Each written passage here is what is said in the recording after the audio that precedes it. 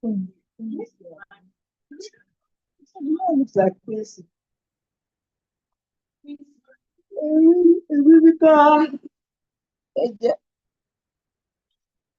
He records.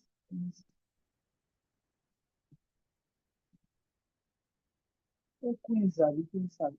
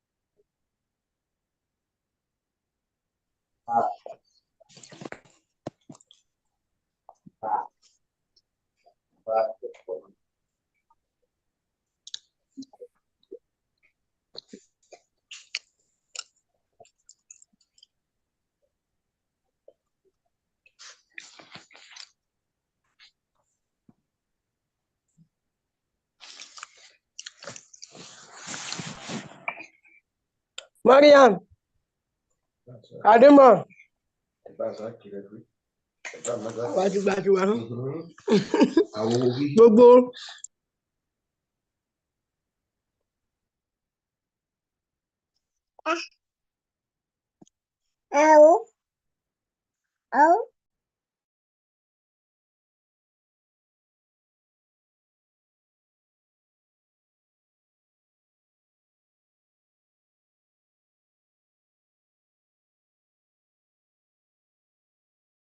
Lọ́wọ́. Mo ti gba password pé lánàá. Mo ní ṣo ti lọ check ẹ.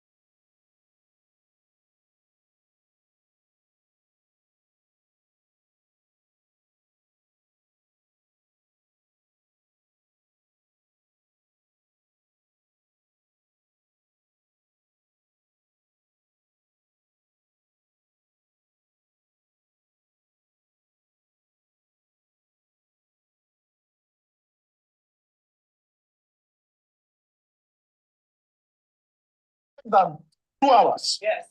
From this Lagos, we got to a point in this country that to go to Benin, people were sleeping on the road. Oh, unfortunately. And once they are trapped like that, armed robbers will attack them, kidnappers will attack them.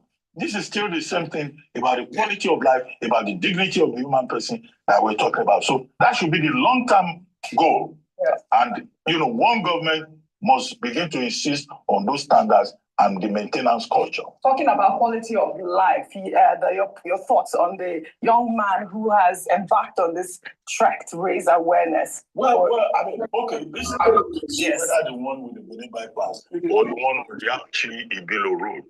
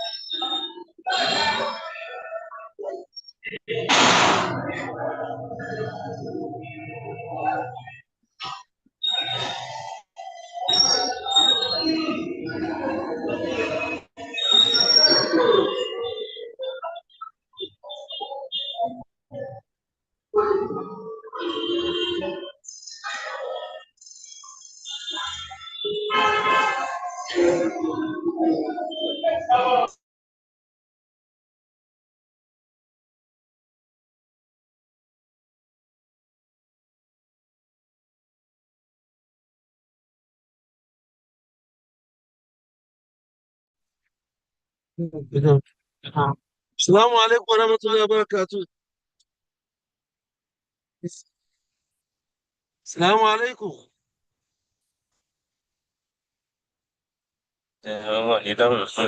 Adeyemi ti mo. Bẹ̀ wọ́n lè.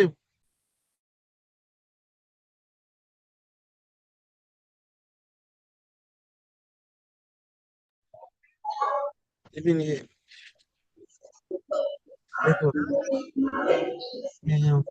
Network.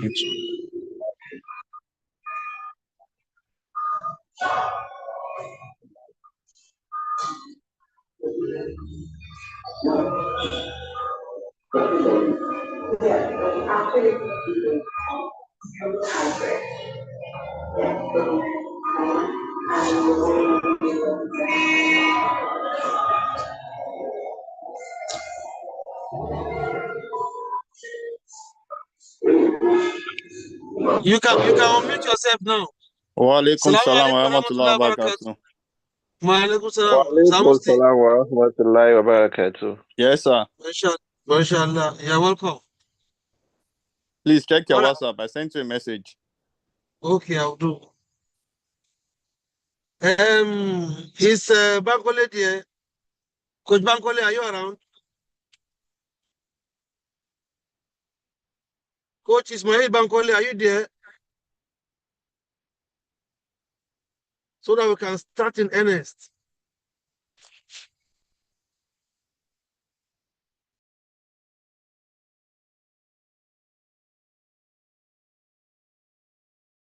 No.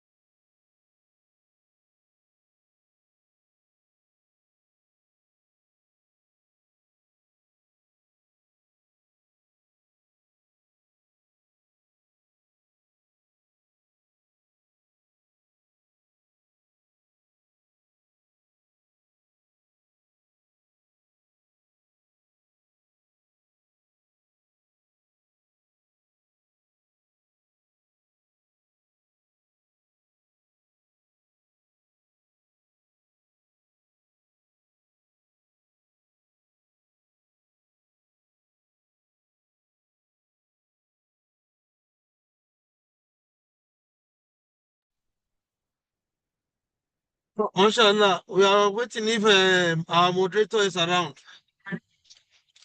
Please, Coach Bankole Ismail, if you are around, please notify so that we can start endlessly. Ustaz Abdulfatah Adeyemi comes in. Coach Ismail Bankole.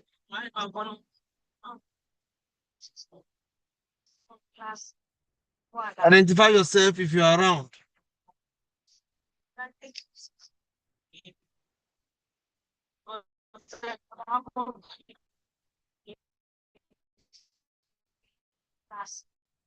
Meanwhile,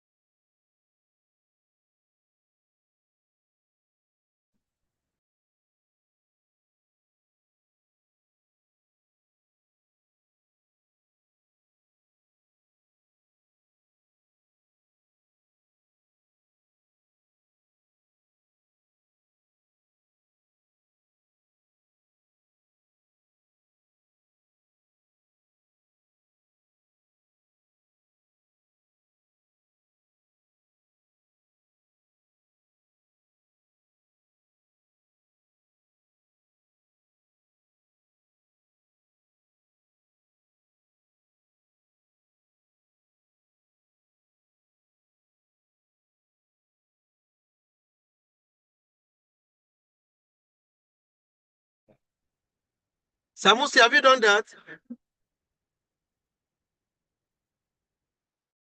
Hello? Samusi, please share the YouTube link on the chat box, please. So that when they get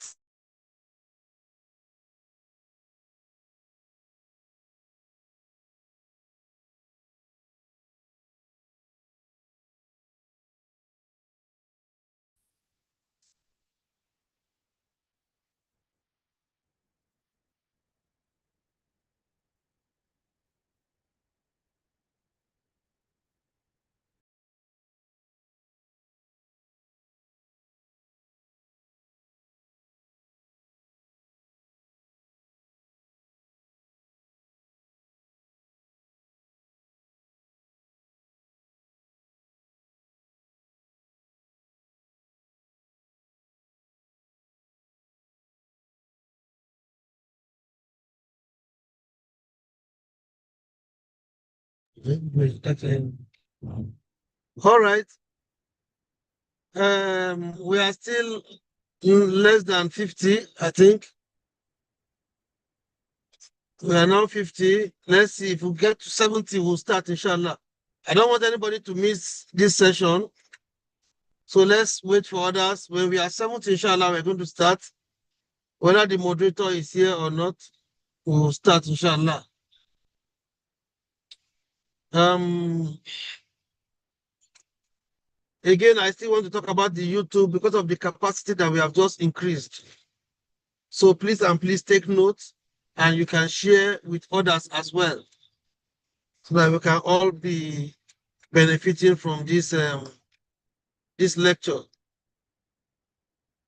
Inshallah, when we are 70 on dots, we'll do a bit of talking, and we'll call on Ustaz Abdulfatah Adeyemi to join.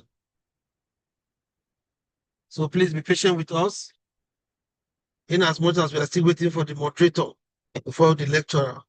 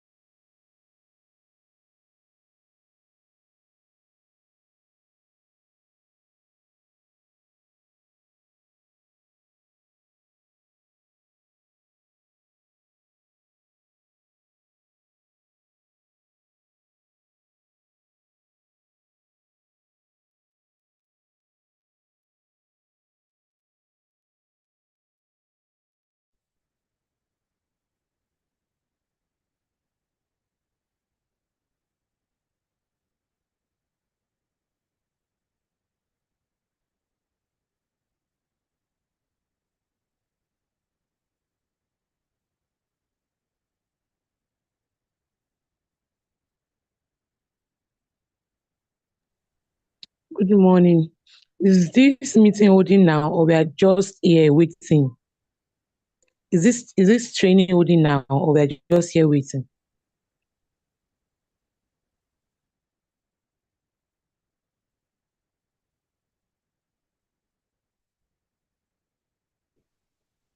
So, mashallah, we are going to start now, inshallah. So, because we have been trying to see whether our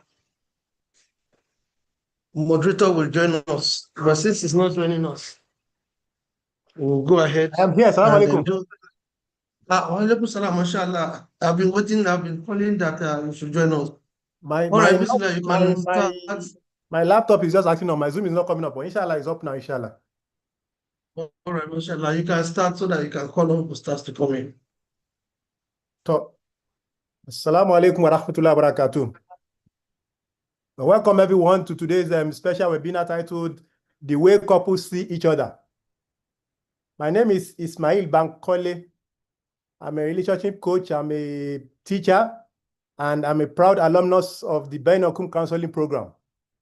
It's truly an honor to serve as a moderator today as we journey into one of the most vital areas of our lives: how couples understand, interpret, and see one another.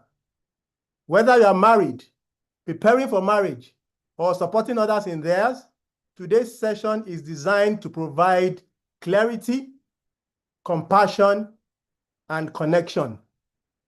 Inshallah, we'll be guided today by a deeply respected scholar and counselor who we all know very well, whose work has transformed many lives and homes.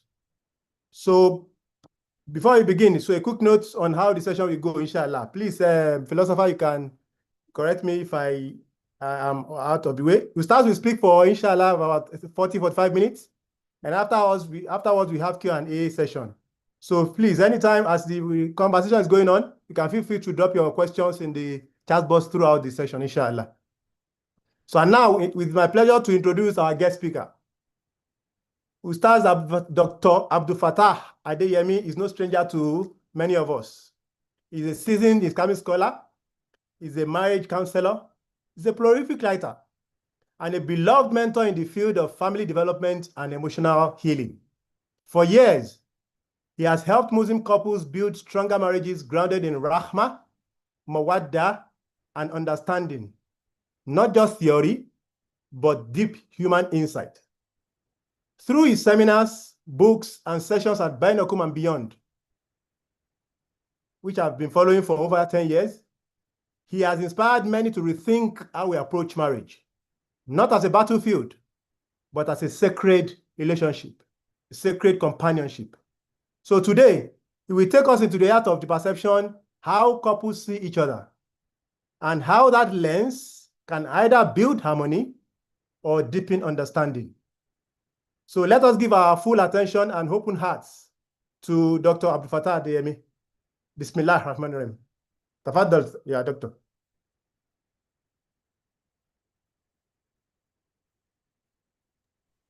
Have you confirmed if Ustaz is here already? Inna lillahi. I thought Ustaz is here.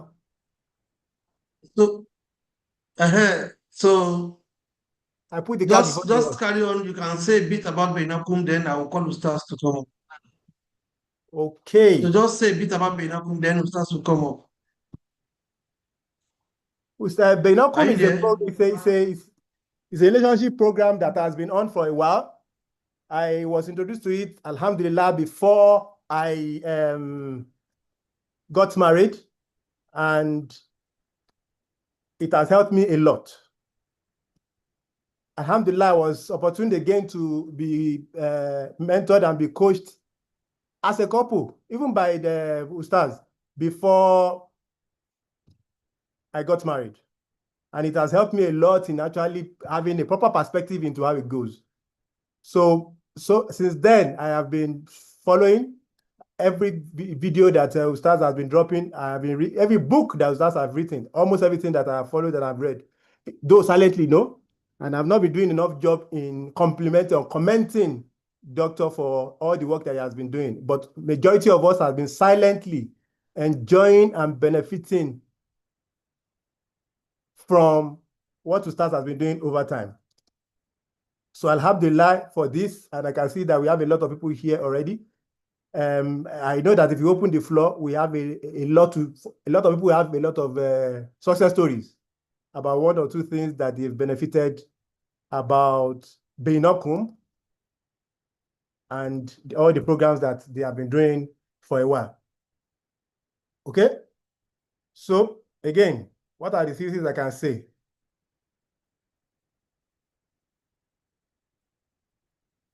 The Prophet sallallahu alaihi wasallam said that a believer must not hate a believing woman. If he dislikes one of our traits, he will be pleased with each other. This is in Sahih Muslim. So all of us know that there's no human being that is complete. In fact, in the real understanding of the word insan, it means that sometimes we can be forgetful and we are incomplete. So the fact that we are human beings, that means that we are incomplete. The marriage is supposed to complement each other. And it's some work. Few of us that has been a few years in it, we know that it's some work. And if you really want to get the benefit, you need to put in the work. So inshallah, we will benefit a lot from Doctor. So how about now, Philosopher King?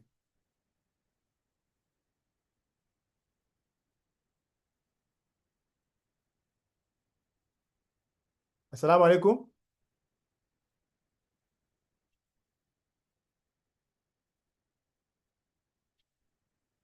Okay. Maybe I just say one or two things again before I hear from Philosopher King and then our honorable doctor. So one of the biggest lessons we've learned from Baynakum is that what destroys many homes is not always what happens. It is how what happens is being perceived. How we see our spouse shapes how we treat our spouse.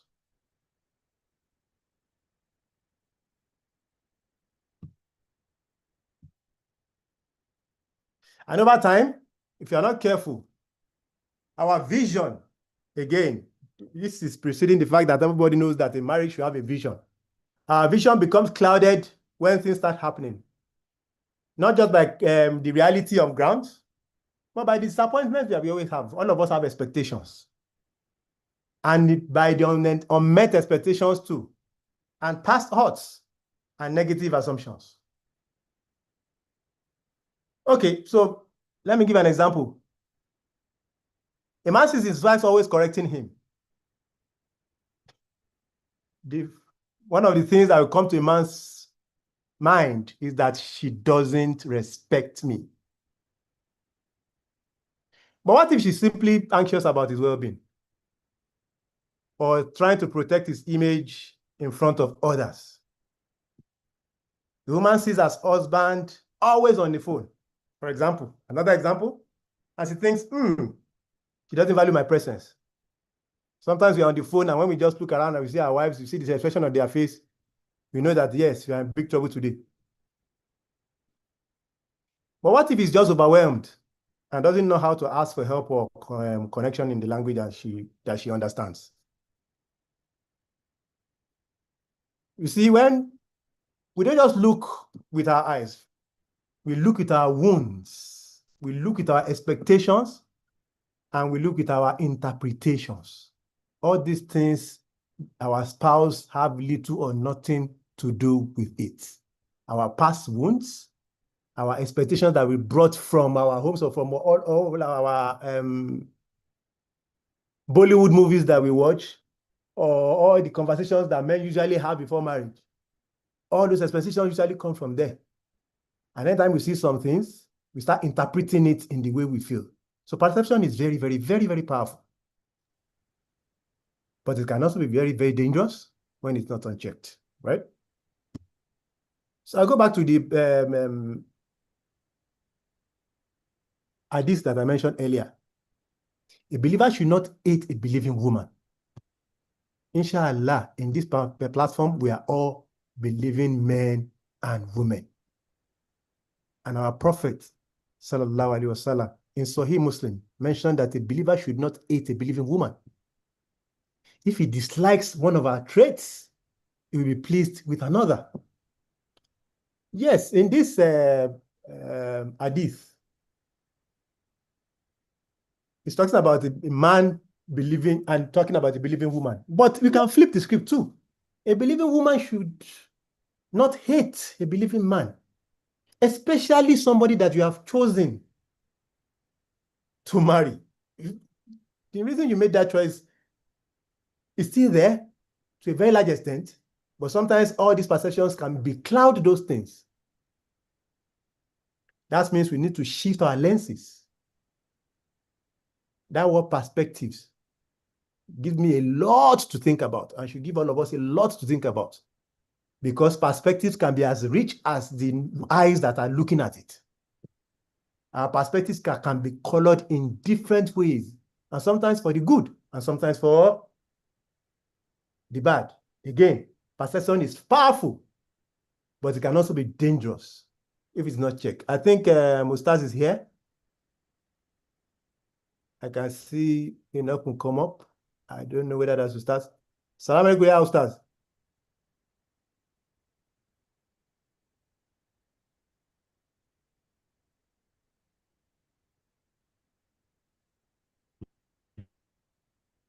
Assalamu alaikum wa rahmatullahi wa barakatuh.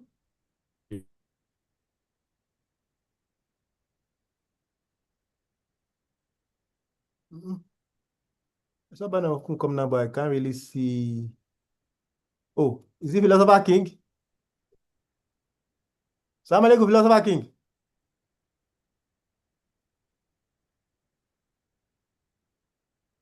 I'm blind here. I can't see many things. So, Philosopher, I think I need you to help me out.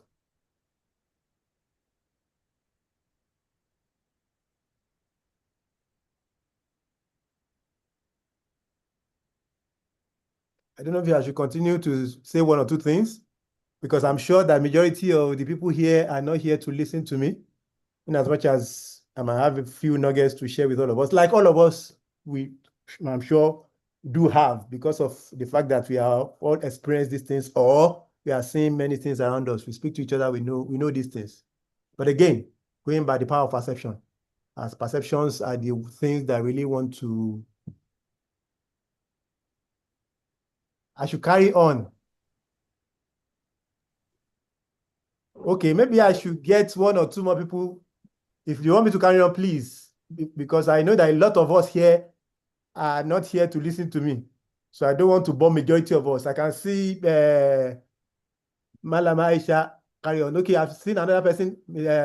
Oh, mashallah, tabarakallah. Okay, let me say one or two things while we wait for our stars. I shared the hadith, which I want to center the conversation on, because of the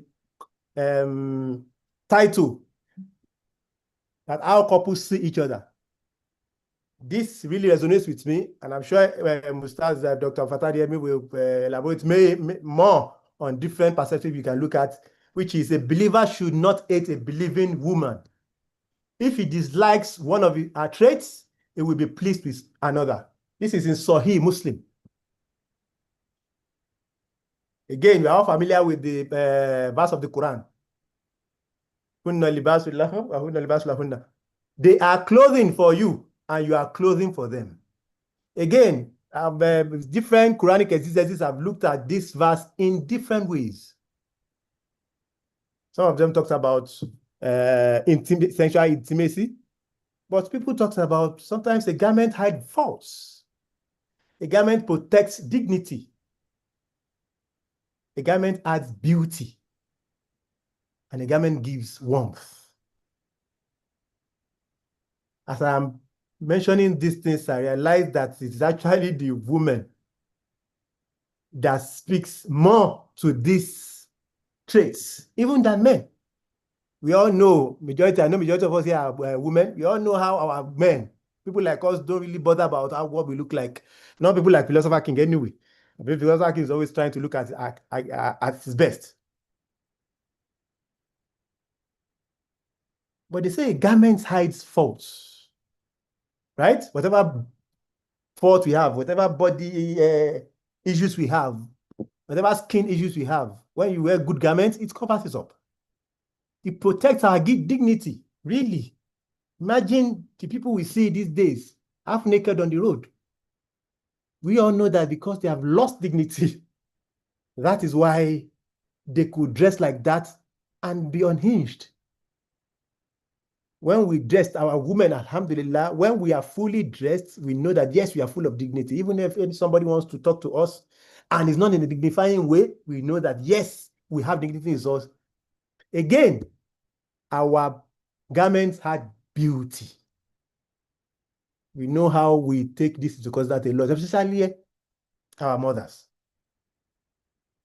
We know how this garment beautifies them. Majority of us men, we really don't understand these parts more. We just want to wear something and just look clean. And it gives warmth, really. We are in the period of season of cold. So we all look at the things we wear today. Imagine you all wear clothes that are very, very thin. You know how the cold will get to your body. So let's bring it back to how we see our spouse. So how do we see our spouse today? Are we looking with love? Or we are looking at our spouse with our lingering wounds? Coach Bankole, you can start recording now. You're the host. Just start recording so that Please, Ustaz I'm will not join very us. good with this thing. Please, I think you should do that for me, please. Because I'm giving you the host, that's why. Please, so just press record. You see the code, they just press record, that's all. I can't see the code. Where is it? At the bottom of the screen, you just scroll down, you see the code. Just press record. Okay, you receive a Yes, question. yes. Okay, start recording. I've pressed that. Yes. MashaAllah, I've heard that it's recording a code. Carry on. What about the Ustaz doctor? Is doctor around philosopher? Yeah, I'll come to you. We say will join us now. It's also his network is not too good, but he's trying to catch up. Okay. Yes. Okay, so I talked about the fact that Allah says, the Prophet sallallahu alaihi wasallam told us that a believer should not hate believing women. If he dislikes one of our traits, he will be pleased with another. And then the other one we picked is the Quranic verse that talks about the fact that they are clothing for you and you are clothing for them. And I mentioned what clothing serves us. Clothing hides our faults, it protects our dignity, it adds beauty, and it gives warmth, right? And then where I was is the fact that how do we really see our spouses today? So it's two ways. Is that we are looking at our spouses with love, or we are looking at our spouses with lingering wounds? And because we are human beings, we are not doing any of these two wholeheartedly. We are actually mixing the two. Sometimes we look at them with love, sometimes we look at them with lingering wounds. It brings me to one of the hadiths of the Prophet again, which talks about the greatest jihad that me and you have to fight, which is jihad nafs. We and me are going to, the greatest jihad we are going to fight is fighting our soul, which comes to these lingering wounds. It's easier for us to see each other as different faults for people. But what about the fault from ourselves? What about the glasses that we are wearing? I usually use this analogy when I want to talk about perception. A man and a woman, they stay in a house. This house is a house. If you have stayed in any house in Europe before, you see that there are some houses that their kitchen is always big glass and it's overlooking their backyard. And their backyard is where they spread their clothes. So when they see that, they see the clothes that even the neighbors are spreading. So most times when the wife is cooking, the husband will come in and then we look at the window and we see the neighbor's clothes. I said, we tell the wife, look at these clothes. These clothes are very dirty. Go along with these people. They are actually spreading dirty clothes. Another day came. The man came in again to pick something in the kitchen and he saw the clothes again. Nobody's telling these people what's going on. They are spreading dirty clothes. What's going on what's going on with them? Is it their washing machine? Is it their tool holder, or maybe they are using glasses? Okay. One day, the man came to the same kitchen. Look at the glass again, and the clothes were clean. Clothes were clean. Said, somebody has told these people they are doing something wrong. Maybe they have fixed their washing machine. And the wife said that, well, I'm not sure there's anything wrong with them. I just cleaned our window. The man has been looking at the neighbor's clothes from an unclean window, judging the people that he doesn't know anything about. That is the power of perception. We all have wounds. We all have child trauma, whether it's small or it's big. Trauma to me is not something negative. It is just something that we carried from our childhood and it's taking us everywhere. If we have not really looked into it, sometimes it could be lingering wounds that could be coloring how we see everything.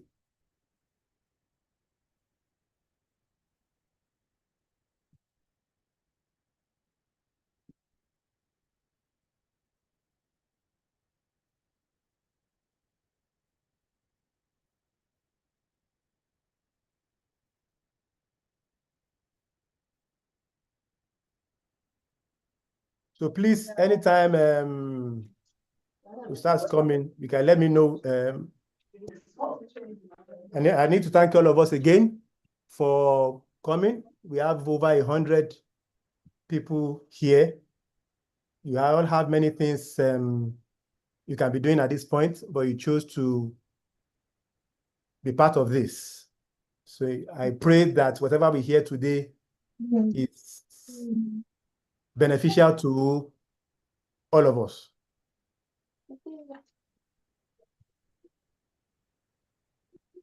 Once again, my name is Ismail Bankole.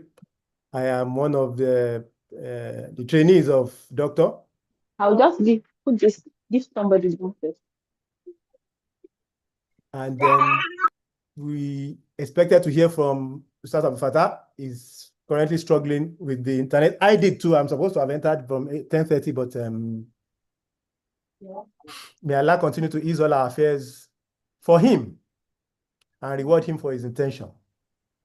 I mean, you have really tried, mashallah. Yeah.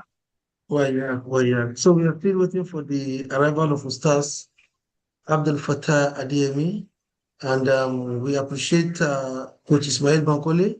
You didn't tell us about your upcoming program. You can just share about your program so that anybody that can join you will join you. And you share your number at the chat box too. So just tell us a bit about your upcoming program before Ustaz come. Okay, Jazakumullah khairan. Oh, yeah. Again, this like I said before, I am a teacher. I'm a director at Greatwall Academy.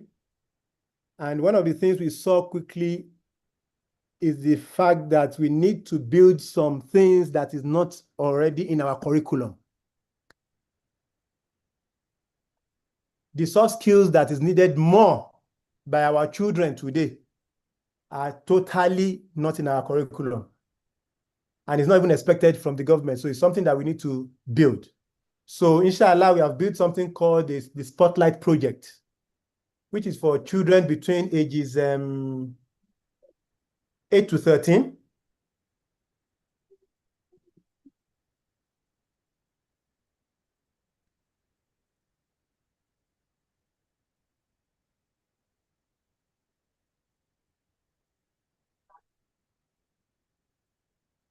It's starting on what's it called? It's starting on Monday, inshallah.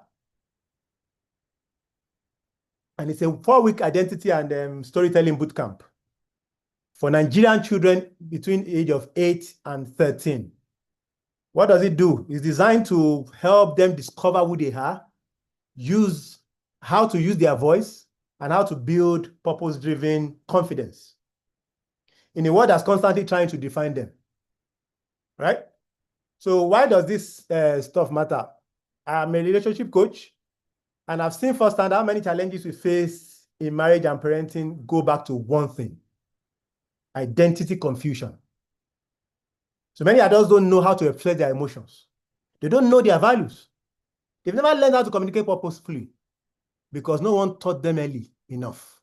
And exactly that's what the Spotlight Project is here to change.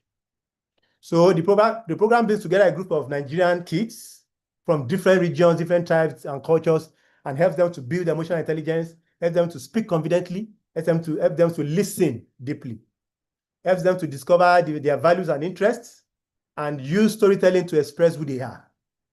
So whether they want to be a doctor, whether they want to be a writer, a programmer, or a change maker. So when we start advertising the program, the question we usually get is that, okay, do you want to raise influencers? And I said, well, okay, no. They didn't need to become influencers, but they just need to understand their voice. If you look at the people who are dominating today, the Gen Zs that are actually coming up with ideas that are making a lot of money, is because they've been able to use storytelling to communicate the ideas effectively. And we have many of them around. All of us know Chimamanda Adichie, right? He's a storyteller. But you might not know a lady called Dr. Sophia Olaoshebiko. But she's using storytelling too to actually speak the word of AI today to our Nigerian kids. He's a university lecturer in University of Glasgow. Some of us might know Shola Akinlade. He's the CEO of Paystack, a Nigerian company that started not up to 15 years ago. And the guy sold the company for $200 million a few years ago, about 2-3 years ago. Again, he has been able to use the power of storytelling to communicate his ideas beyond the shores of Nigeria. So those are the things we are trying to do for the children. Again, storytelling, we find out, even Professor Musa Ibinu, some of us might know him, he's the VC of Summit University here. He said that in their school, they actually did a research on the skills that's needed for the future. All of us, we know that it's more like the godfather of AI in Nigeria. But he's one of us. He has been with us, he's a Muslim, and he has been very active in the Muslim community. He mentioned that when they did the research, one of the skills that they found out that these children should have going forward, that they have put in their curriculum in the university, is storytelling. So all these skills are skills you can build, just like we build math skills, we build language skills, we can start building the skills that children will need in future, inshallah. So if you're a parent, you're an aunt, you're an uncle, you're a teacher, or you know a child who is creative but shy, who is expressive but needs structure, who is smart but feels unseen, then the Spotlight Project is for the person. So what's inside the program? Over the 4 weeks, the children will get a storybook with full of 20 chapters. And those 20 chapters will speak a story every day. They have fictional characters there, but they speak real characters too that they will talk about. I've mentioned Chimamanda Adichie, I've mentioned Shola Akinlade, I've mentioned there's Amal Hassan, who is creating jobs for Northerners in Kano. Our company is Household Global. We have Inyaboyeji, who is the former CEO of Andela, who is actually creating new startups in Nigeria. So all those stories are built into the storybook for these children with relatable Nigerian characters too. As we are talking about those three figures, we are talking about fictional characters like their grandmothers. We are talking about fictional characters like their uncles, like their teachers too, something they can relate to. Every day they get daily instructional videos. They have a fun workbook to reflect and create. And again, every week now, they will have 2 virtual live lecture sessions per week with other young mentors. These are Gen Zs too, that will go through those videos with them and tell them the skills that is demonstrating. And every Saturday, we have a fireside chat with one Nigerian role model. One of them, alhamdulillah, is Dr. Abdulrazak Olayode. We have a woman that is a book writer who happens to be a Nigerian. Okay, he's not in Nigeria, actually, but married to a Nigerian, an American citizen that's going to join us. We have another Nigerian twist that's in the US too, who is a linguist that's going to help us to speak to the children on how to use their voice. So anywhere, the program is, everything runs online. Wherever you are, whether you're in Lagos, Abuja, Kano, or in London, or even in Lorry. So personally, I believe every child deserves to be seen, heard, and guided before the world confuses them. Let me repeat that again. I believe every child deserves to be seen, to be heard, and to be guided before the world confuses them. So that's what the Spotlight Project does. We are starting early and we are trying to start well. So the theme of this year's camp is that you don't need 1 million followers to matter. You just need to understand your voice. So if you are interested, it's for 18 to 13. If anybody is interested, you can message me. I can even give you a discount because of where we are meeting. And just go to www.seller.com/thespotlightproject. www.seller.com/thespotlightproject. And you get everything you need. Oh, sorry, I've not been looking at the chats. So, Okay. Coach Bankole, Sir, yeah, do you know how to remove one person? You can remove one person so that Ustaz can join via Facebook. So via Zoom, so that other people can join via Zoom. I don't know how to join. Sorry, I don't know how to remove people. In fact, even if I know how to do it, I will hesitate to do it. Who will I remove? Maybe it's myself that I have to remove. Remove Baba, remove awareness. See awareness. Let me go and just remove. You can't do awareness. I'm learning a lot on this. You can remove. Just click on him. You just see remove awareness. It will join through. Or you can remove me too. I will join through this. Okay, wait. I've seen. I'm going to remove awareness. So let me leave myself. Now I remove awareness. I can see Mr. Awareness with you. So yes. Okay, so Ustaz will join. So let's see if it is going to be easier for Ustaz to. Yes, remove now. Okay, now Ustaz can join now. So let me tell him to join. Is our limit 100? Yes. Our limit is 100. Okay, I understand now. Yeah. But that's why I open YouTube so that other one can join. Okay. I see.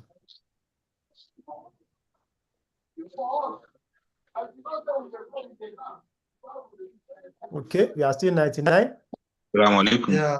I was able to enter finally. Alhamdulillah. Alhamdulillah. So you can invite him officially now.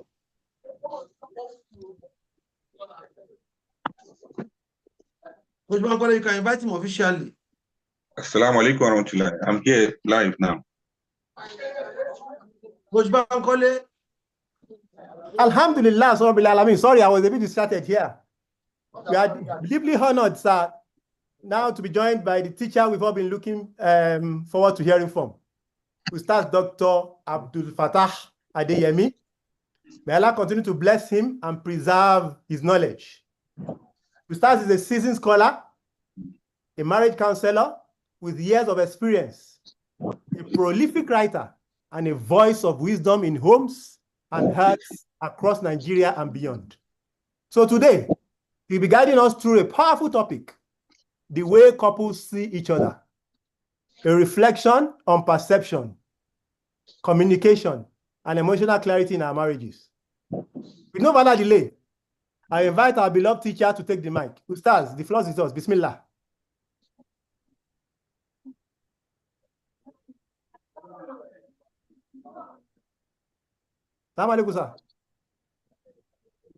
Yes. أعوذ بالله من الشيطان الرجيم بسم الله الرحمن الرحيم إن الحمد لله نحمده ونستعينه ونؤمن به ونتوكل عليه ونعوذ بالله من شرور أنفسنا وسيئات أعمالنا ما يهدي الله فلا مضل له ومن يضلل فلا هادي له وأشهد أن لا إله إلا الله وحده لا شريك له وأشهد أن محمدا عبده ورسوله وبعد السلام عليكم ورحمة الله تعالى وبركاته. May the peace and blessing of Allah be upon all of us. I want to thank all of you for your patience. I want to thank Coach Bankole, and I want to thank all of the team members, especially the mentor, philosopher, and distinguished ladies and gentlemen, brothers and sisters in Islam, from wherever you are, all over the world. May Allah be pleased with all of us, and may Allah accept our efforts and our endeavor as act of ibadah. We have a very, very important topic to discuss today, and Coach Bankole was already saying, Alhamdulillah, he had already given a summary of the topic itself. But without further ado, I do hope those who are waiting online with the live on YouTube, I want to really apologize that I kept you waiting. I was trying to change my sources of network. I know so many things like that. Astaghfirullah, may Allah forgive us, and may Allah ease our task for us. Now, going straight to what we have to discuss now, the topic is the way couples see each other, bee or housefly. the way couples see each other as bee or as housefly. Let me introduce by summarizing what we are going to talk about. There are two ways of seeing a spouse. Like a bee sees a flower, or like a fly sees filth. One extracts beauty, the other one searches for faults. One brings sweetness, the other one spreads decay. What we choose to see in our partners is a mirror of our inner selves, not necessarily a reflection of who they truly are. You know, some husbands only see what is lacking in their wives. Some wives focus on what is missing in their husbands. They zoom into flaws like a microscope, but they overlook virtues like a blindfolded judge. But Islam teaches us to look at each other with mercy, not magnifying errors, but amplifying the goodness in one another. And so the Prophet ﷺ said, La yafraq mu'minu mu'minatun in kariya minha khulqan radiya minha akhar. A believing man should not hate a believing woman if he dislikes one of her characteristics. At least he'll be pleased with another one. You see that in Sahih Muslim. So this is wisdom of Almighty Allah. And the wisdom is to choose your lens carefully. For you to have a good marriage, you got to understand that nobody is perfect, not even you. So if you look with love, you will see reasons to love. And if you look with resentment, you will find endless reasons to complain. So what you search for in your partner, whether it is sweetness or bitterness, will determine the atmosphere of your home. And alhamdulillah, that is the idea of what we are saying. And before we now go into much detail about that, how about the way I see myself? Let's look at the way I see myself, or let's say the way you see yourself. How do you see yourself as a person? You know, when we say the way couples see you or whatever, how exactly do you see yourself? Are you ready now? You likely see yourself as very different from the way others see you. There's a little self-awareness that can really prevent a lot of misunderstanding. And for example, if you tell somebody that, okay, I'll be traveling tomorrow, and that same tomorrow, the person you told just wrote it down that this person will be traveling next week. And then the second day, the person now calls you and say, I know you are still around. You'll be like, how did you know I'm still around? The person will say, it's because when you say you are traveling tomorrow, your tomorrow is never tomorrow. So somehow there's a difference between how you see yourself and how others see you. And this is not just a matter of egocentrism, like someone observed. We all have our blind spots. We change our self-perceptions and self-conceptions when we see ourselves through the eyes of others. So I want us to look into 4 ways through which you can see yourself. Number 1, we have the bright spots. That's the thing known by both you and other people. You know, like the fact that you are conservative or you are talkative. You know it by yourself. Studies show that traits like extroversion or talkativeness and dominance, they are easily observable both to yourself and to others. You know it by yourself. If everyone thinks you are a chatterbox, you probably are a chatterbox. That means you talk too much. And it's obvious sometimes that you poke your nose into other people's business too much. It's also obvious to you and to others that you are not as tolerant as you claim to be, you know. And then you also know that you get angry easily. You have very short fuse up there. And we all know that you are lazy. When it comes to doing things, you can be very lazy. You know. Other people know. Unless if you are looking for who would tell you so that you turn it to a quarrel. That is the bright spot. talking about the things you know about yourself and the things other people know about you. The things you know about yourself and the things that your spouse knows about you. Get it? The second one is the dark spots. The things that are known by neither you nor other people. Nobody knows these things about you. You don't know it, and other people don't know it too. Unless you go to a psychologist or a therapist that will bring it out for you to see. This could include your deep unconscious motives that drive your behaviors, like the fact that your relentless ambition is driven by the need to prove how wrong your parents are. You know, sometimes you are working so hard because you want to prove some people wrong. You want to prove their assumptions about you that you can never amount to anything. You want to prove them wrong. Possibly that is why you are working so hard without you realizing it. Something is pushing you and you don't know what is it that is actually pushing you. And people are wondering, why is this person always running helter-skelter? It appears that you are trying to prove something to somebody, or you are trying to avoid something unconsciously.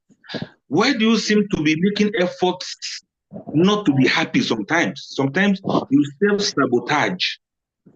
You know, you are about to succeed in something and then you just self-sabotage your effort. You finish your effort by yourself. So with the way you are going, it seems you are headlong for self-destruction somehow. There seems to be a curse. Now, this is a very difficult one for me to say, but I do hope some people are going to resonate with this in their lives. There seems to be a curse following you around and about. Astaghfirullah. Or there seems to be the other way around, great favor working in your life.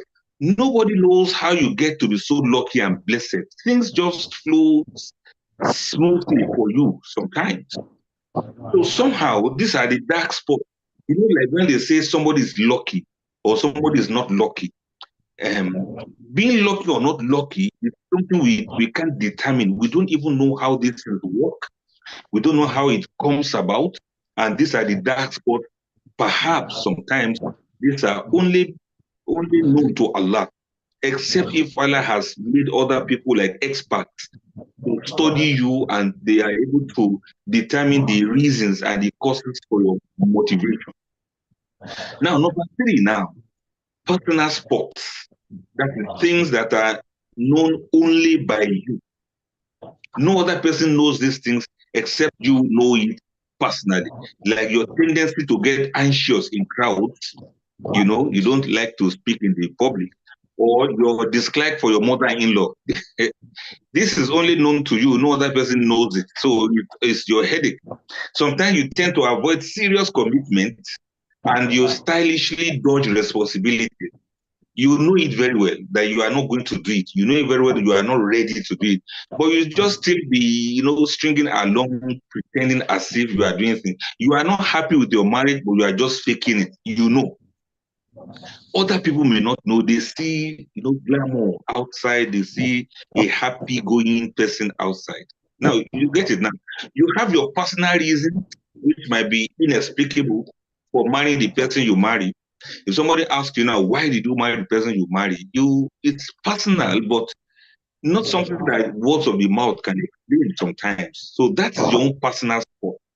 Even if you don't know the mysterious or the unconscious motives underlying what you like and what you do, you are still the best source of information about your attitudes, about your beliefs, and about your preferences. So the personal spot exists because others know how you behave, but they don't know your intentions and they don't know your feelings. For example, if you are quiet at a wedding, wedding walima is going on, people don't know if it's because you are arrogant and that you think you are better than everyone else, or because you are shy and you don't know how to talk to people. You see, sometimes, I want to say some of you, let's say some of us, we don't go to big weddings, you know, where there's big party, big walima, maybe a very notable person or a famous person is having a walima. And maybe a very rich person, let me put it that way, a very rich person is having a walima, wedding walima, and you are invited. Some of us don't like to go. And you know why some of you don't like to go? I don't want to include myself. I'm trying to look very nice here. Some of you don't like to go because you hate rich people. And that's personal to you. You can't tell anybody that those rich people, they are spending money anyhow. And also, possibly because you are poor. And you have this disdain for rich people. You have this personal hatred for rich people because you are poor. You think they are wasting money. Whereas if you are rich, you will spend exactly the same way. The Quran says, let those who have, let them spend from what they have. So they are spending from what they have now. You don't have as much as they do, and you are getting angry. And because of that, you refuse to attend the walima they invited you to. You give excuses to people why you are not attending, but you know personally, you know that you are not attending because you have envy against rich people, or you are very suspicious of them. Almost everybody in your own estimate has gotten their money through illegal means or through corruption. Only a poor person thinks and talks that way. Get it? Okay, I've mentioned three types of sports that we have.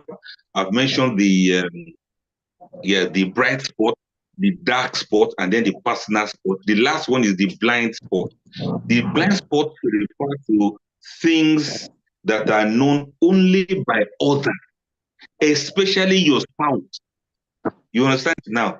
It's a blind spot to you. You don't know, but other people know. Or let me say your spouse knows. For example, your spouse knows about your level of hostility and defensiveness. You don't do well with criticism. If anybody talks, you think they are talking about you. If anybody cracks a joke, you think the joke is all about you. You don't like gel with people. You don't you kind of have that kind of withdrawal when things are not in your favor. When the discussion is not about you, you don't want the discussion. But when it is about you, yes, you are ready to discuss. Maybe you don't know this. It's only your spouse that knows this about you. If there's any problem or anything to discuss, if you know that you are guilty, you don't want to discuss it.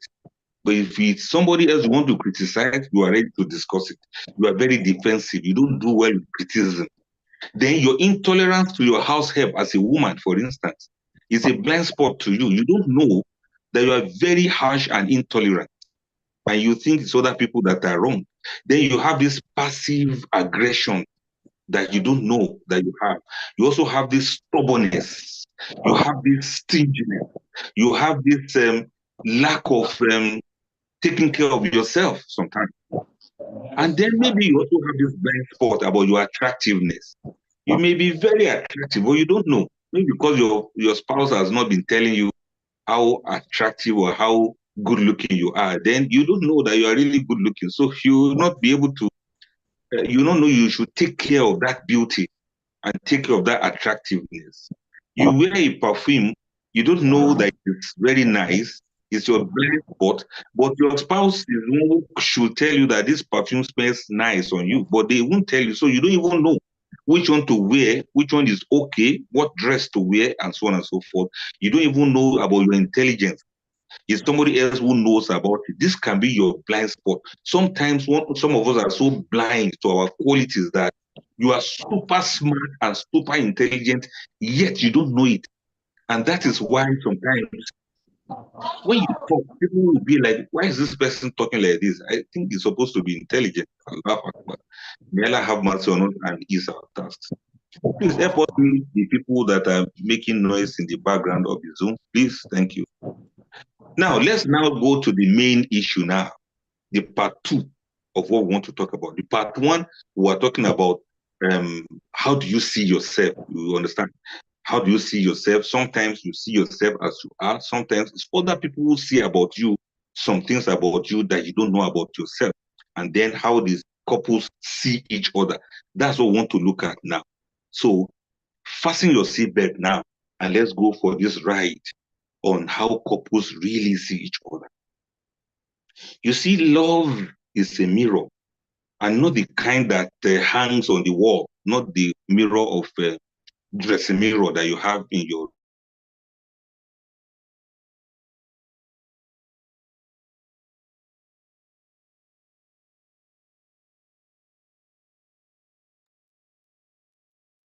Assalamu alaikum, ya Ustaz.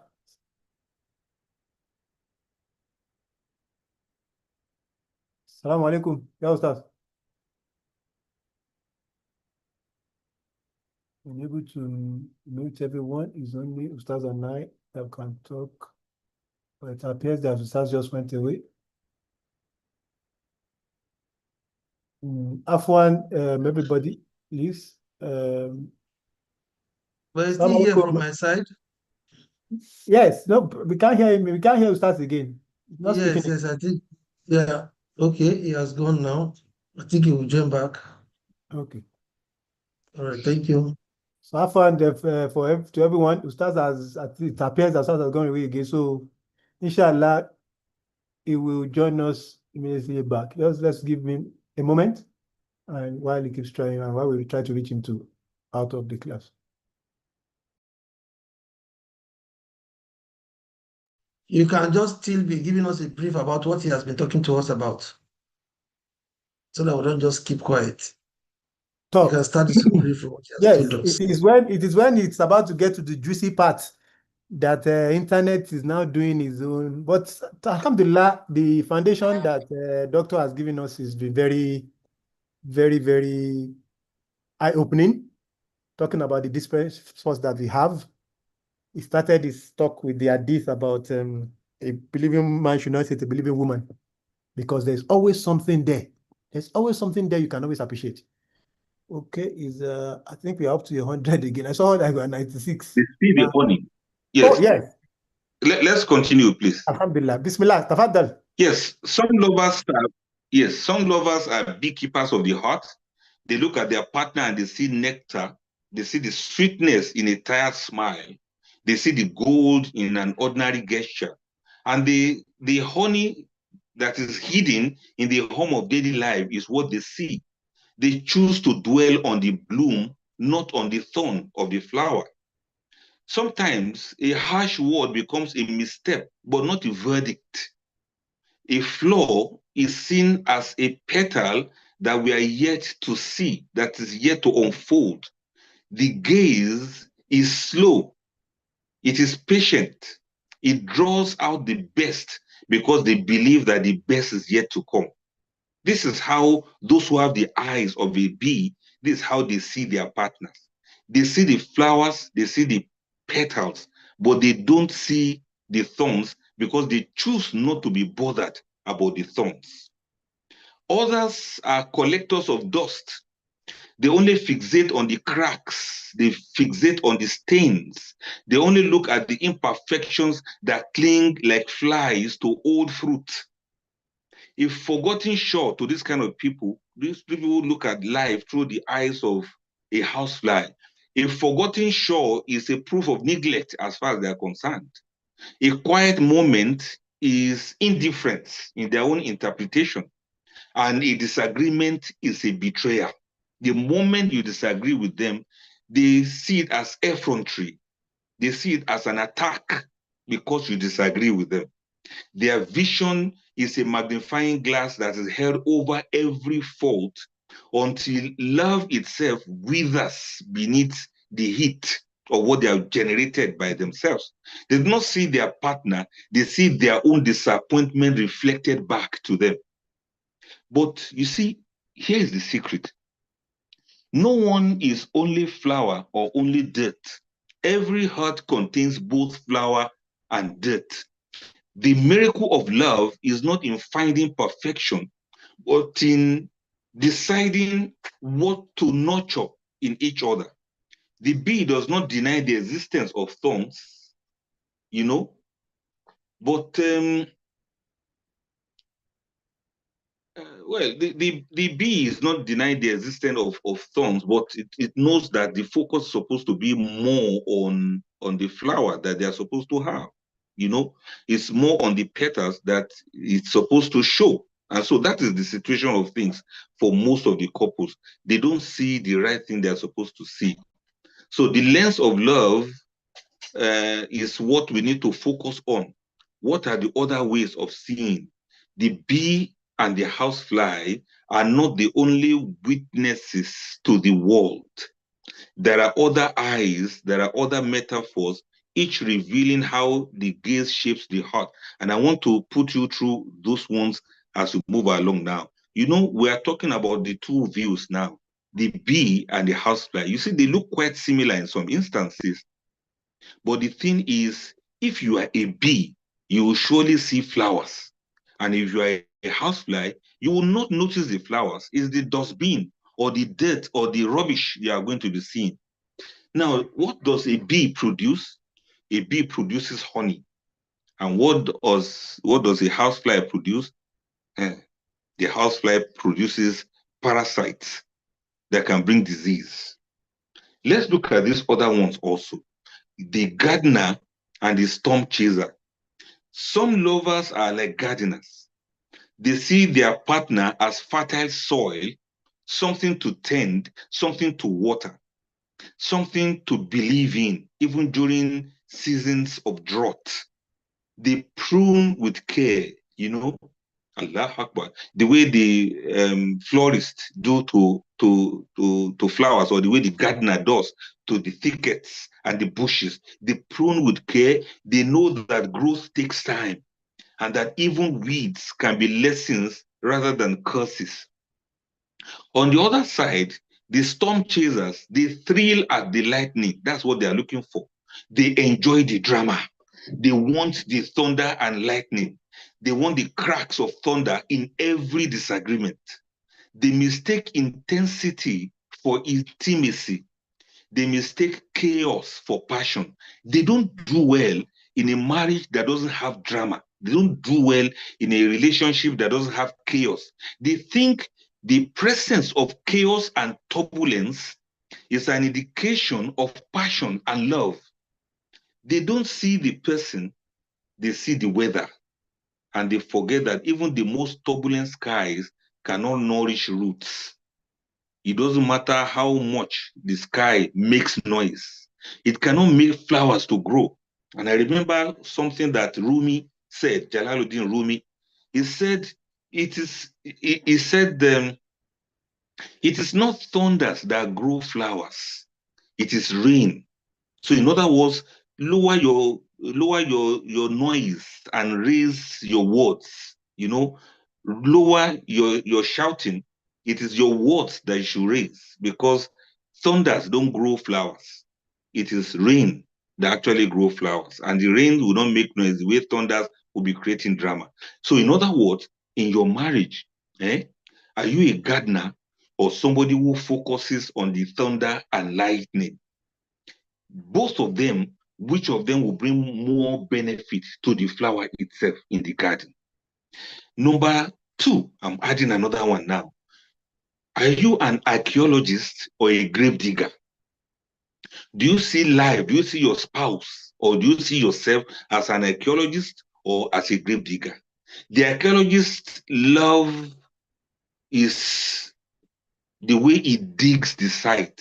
That means he expresses his love the way he digs the site. Every layer of their partner's past, the scars, the joys, the buried hurts, is a relic to be handled with reverence and with care. They brush away dust to uncover the story beneath. They know that understanding is the truest form of possession. That is the archaeologist. You see him use his brush, soft brush, to remove the dust layer after layer, because he knows there's a treasure underneath that dust that he's seeing. And that's the way this person handles the spouse, and this is the way the person sees the spouse. He sees the spouse as a treasure to be discovered, so he becomes an archaeologist. On the other side, the grave digger, although he sees only what is dead, that is his problem. When he's digging the grave, either the corpse is there or not, all he sees are dead things. He's not looking for any treasure. He's looking for old wounds. You know, for him, old wounds are not lessons, but they are weapons. If there's anything you had done in the past, they'll go and dig. They'll be like, okay, on the 15th of August, 1991, here's what you said, this is what you did. On the 18th of September, year 2000, this is what you said. And on the 2nd of January, 2010, this is what you said. And they will give you every date in 2020, during COVID, first month, second month, third month, 1 year, 2 years. This is what they are, grave diggers. These people are only looking for faults. They're only digging the past to look for the bad things you have done. This is how some of the couples look at you. That's what I'm trying to say. This is how some people look at marriage as if they are grave diggers. Every misstep is another shovel of dirt. They bury what could have been, and they unearth what nobody wants to see. They confuse history with fate. Allahu Akbar. They look at your past as if that is your destiny. They can only judge you by what had happened before, not who you are now. And in their haste to mourn, they fail to notice the living heart that is still beating in front of them. They don't see you as a living creature in front of them. They see you in the light, in the darkness of the past lives you have got. And they are ready to see you as if you are a dead person already. They don't see any life in you. Oh, may Allah save us from this kind of couples. May Allah please protect us from this kind of couples who don't see any life in us. They only see the dead in us. They don't see any good in us. They only see the bad in us. And why not be like the archaeologist, who though is excavating something, he knows that there's something under that is beautiful. Your scars, your joys, the hurt that you buried in the past, they see them as relics to be handled with respect. They don't even go there. They know how you have been. They know where you have been. They know who you have been. But they don't go there because they have already discovered the treasure in you. They don't want to go to the past again. I pray we are all blessed with spouses like this. Then number 3, the architect versus the demolition crew. One lover walks through the relationship like an architect. He will study the blueprints. He will plan the reinforcements. He will see cracks not as failures, but as chances to rebuild stronger. And they ask, how can we design something that lasts? That's an architect. He sees you, he sees you as a blueprint of something great that can be built. The architect can see the foundations in you. And the architect knows the kind of mansion that can be built on you. The architect sees the way the land is. The architect knows we have limited plot of land. And he knows the exact kind of mansion he can build there. That's the architect. They see their lovers. They see their spouses as, as a project. Yes. They kind of know that behind that faith of yours is a great architectural design that's going to be a masterpiece. And every day of their lives, you know what they are busy doing? They are busy building you. You don't even need to worry about self-development. They are there to develop you. They are there to build you. They are there to make you look nice.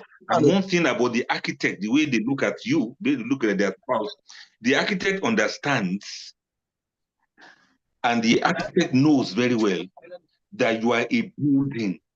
And building is present continuous. They know that you can never be finished.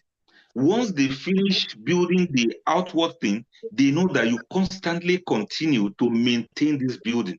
That's why we call it a building, even when it is finished. We don't call it a building. We say it's a building. On the other hand, the demolition crew, the way they see their spouse, they arrive with a wrecking ball. They come with caterpillar. They come with tractors. They swing at every floor. They are ready to demolish everything you have done, everything you have achieved, and they are ready to demolish your self-esteem. A misplaced word becomes a structural weakness in their own eyes. A disagreement becomes a proof of the foundation that is rotten. They don't believe in repair, only in the drama of collapse. Allahu Akbar.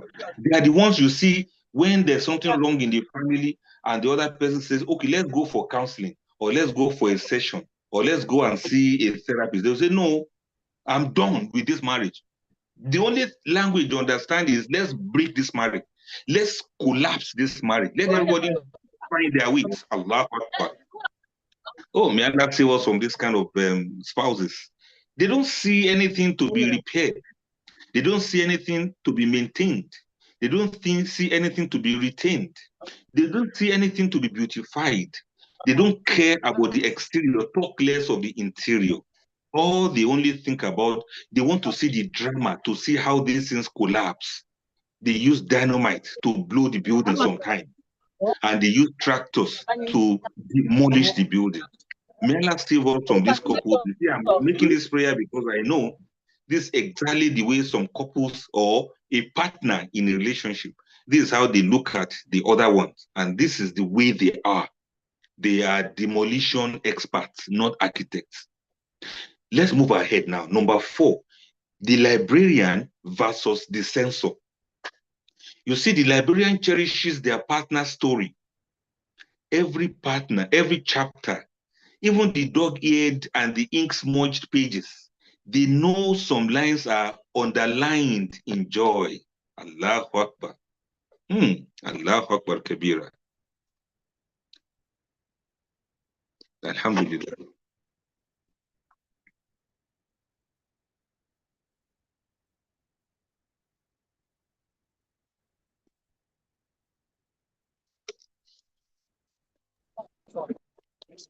Wow. Now, let's okay, just a minute. I want to change my source of power again.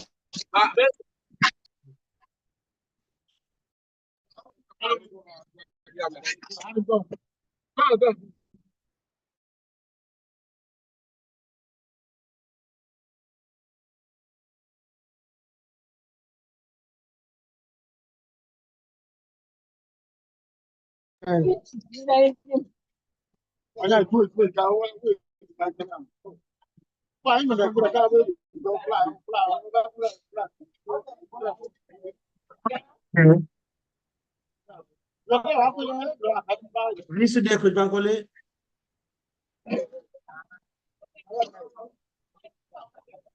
Coach Bankole Ismail, are you still there?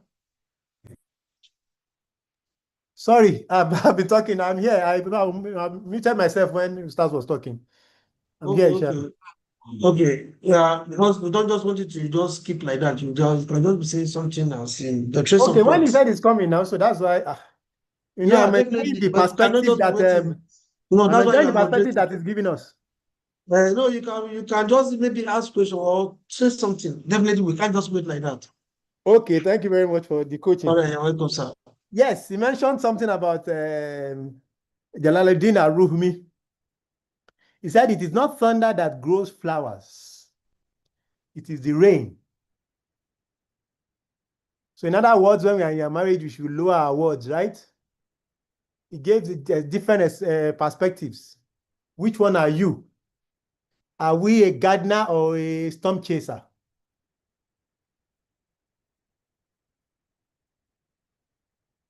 It talks about, are we a bee or a housefly? Given another thought perspective, are we an architect or we are a demolition crew? And the one he's talking about before, okay, I think the first one he started with is, are you a librarian or a censor?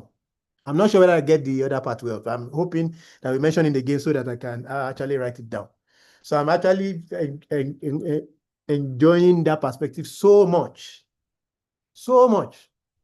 that I'm sure that a lot of us would have been picking some things in about how we can maybe reflective on ourselves You know, the interesting part about programs like this is that it's only people who want to reflect that attends. So definitely, some of us would have been doing this part yet, and we want to just do more. So for the bee and the housefly, what does the bee do? The bee focuses on the nectar, even when the thorns are nearby. The bee produces honey. The bee sees potential, and the bee sees beauty and goodness. The bee represents patience, purpose, and mercy. Can we look at that for ourselves? Patience, purpose, and mercy. One of the greatest challenges I see for marriages is this purpose. Majority of our marriages, both of us are looking at our life purpose in a different way. We have not tried to align our purpose.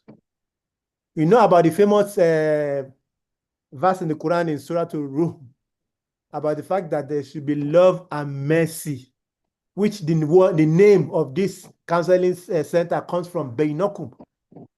Mawadda wa rahma. Like the bee who acts with patience, with purpose, and mercy. How much mercy are we showing to our spouses? How much patience are we having towards them? Are we being judgmental? Or are we being like the housefly, who only lands where there is death? Yes, I'm looking for the fault of my spouse. Who only collect only imperfections. Yes, he's not good at these things. Let me capitalize on it. The housefly who only reacts to conflicts with offense. We always see a disagreement with any attack. Disagreement for sorry as an attack. And I saw a definition of the word maturity. It said maturity is the ability to dissent without causing dissension. Maturity is the ability to dissent without causing dissension. When Allah says that marriage is half of your faith, that is the greatest place that you will be able to disagree with someone, because you have to work together every single day. You have to go together more. When children comes in, work together more in managing resources. Your risk is tied together. Plenty are tied together. The greatest test we have comes in marriage. It tests our patience. It tests our level of mercy. In fact, it's a real reflection of ourselves, as Ustaz has been saying. So most of the time we reflect this outside, but instead of reflecting it within ourselves. Are we an housefly that produces only filth? Every flower has death nearby, but the bees knows where to land. So what are we choosing to look for in our spouses? He spoke about the gardener and the storm chaser. Who is the gardener? The gardener prunes gently. We don't have that habit in this part of the world a lot. But you see these movies and all that in part of the developed worlds. They have this as habits. It actually helps you in actually going to actually tend to a garden. Because as human beings, if you want to be a leader in any way, and as leaders that Allah has put us in the families, we must tend to prune gently for our children. Some of us do it well for our children more than for our spouses. I heard one of these famous Christian marriage counselors mention that thing. Say most of the time our mothers tend to want to train their husbands and love their children. And it's supposed to be the other way around. We're supposed to love our spouses and train our... Ustaz is back? Ustaz is not back. Oh. Is this one of our mothers that have been trying to unmute since that is always coming back? Ustaz is not back yet. Not yet. So I was talking about the gardener who prunes gently and how we should cultivate the habit of pruning gently, pruning our husbands, pruning our wives. Forgive me if I mention wives, my husbands many times. I'm a man, so sometimes I have that bias too. That's one of the things I'm working on, inshallah. May Allah forgive me. So are we investing in nurturing and healing our spouses? Again, these things come naturally to women when they learn to cultivate it. It's much more difficult, not an excuse for men, but it's much more difficult because we are not built like that. We are built to always want to see logic in things. So that's why when you see a man, and interestingly, when we see men that tends to be much more in tune with their emotions. Sometimes the opposite doesn't really respect them because why are you acting like a woman sometimes? But again, we need to be matured as men. Very, very matured, such that we can actually handle different things like this. So, the gardener waters, instead of yelling, the more you yell to a flower, the more nothing will happen. In fact, your spit might even be poisonous that might even kill the flower. The gardener knows storms don't grow love.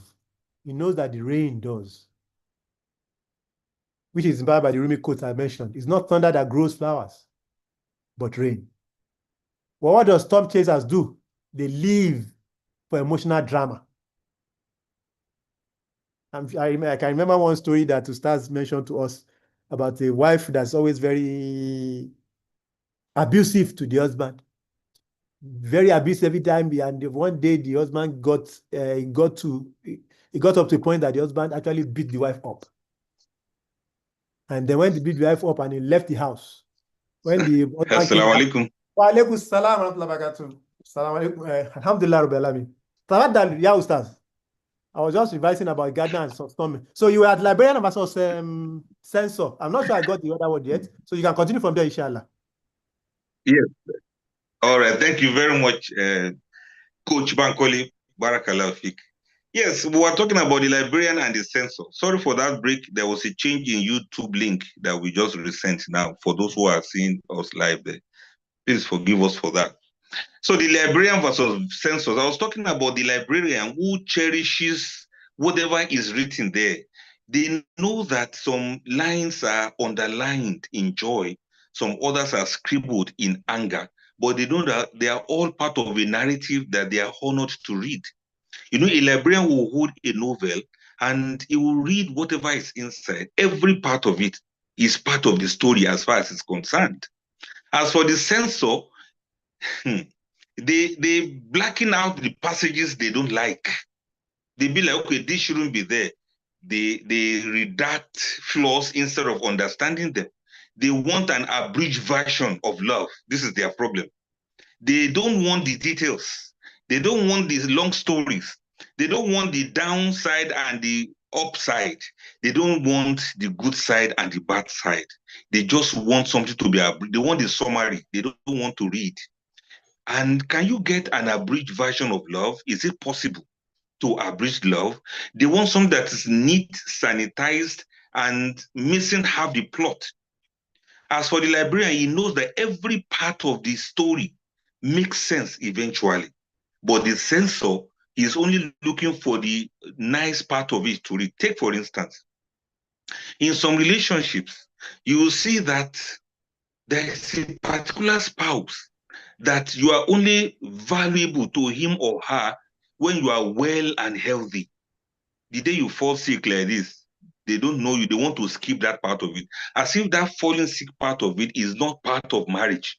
You understand now? They want to only see the pleasant part, the part where you are happy, and then the wives want to see only the part where the husband is not broke, where he has the money to spread around. The day there's no money to spread around like this, then he becomes what? He becomes a useless man. It is then she will tell everybody how unreasonable, how irresponsible the husband is. That is the viewpoint of the librarian and the censor. Let me quickly add a few more for you to get this in very well. And I pray I'm not going to be boring to you. We have the astronomer versus the prison guard. The astronomer looks at their partner and they see a constellation. They see mysterious, luminous, and vast constellations ahead. Please help us about the person that needs to be. Aha. So they are content to marvel from a distance. They know that some stars burn brighter in patience than in pursuit. They find beauty in the unexplored. In other words, these partners, these astronomers, they see their partner as a star that is shining, a star that is flickering, a star that they wish will remain in the sky forever. They cherish the star. They look at the star with awe. with respect, and they appreciate the luminous, shining quality of that star. As for the prison guard, they demand constant surveillance. They be like, where are you going? Who are you becoming? Who are you talking to? Why do you want to get the job? Why do you want to go to that place? Why do you want to get another degree? They are kind of surveillance at all time. They tally comings and goings like a warden. They forget that love is a sky, not a cell.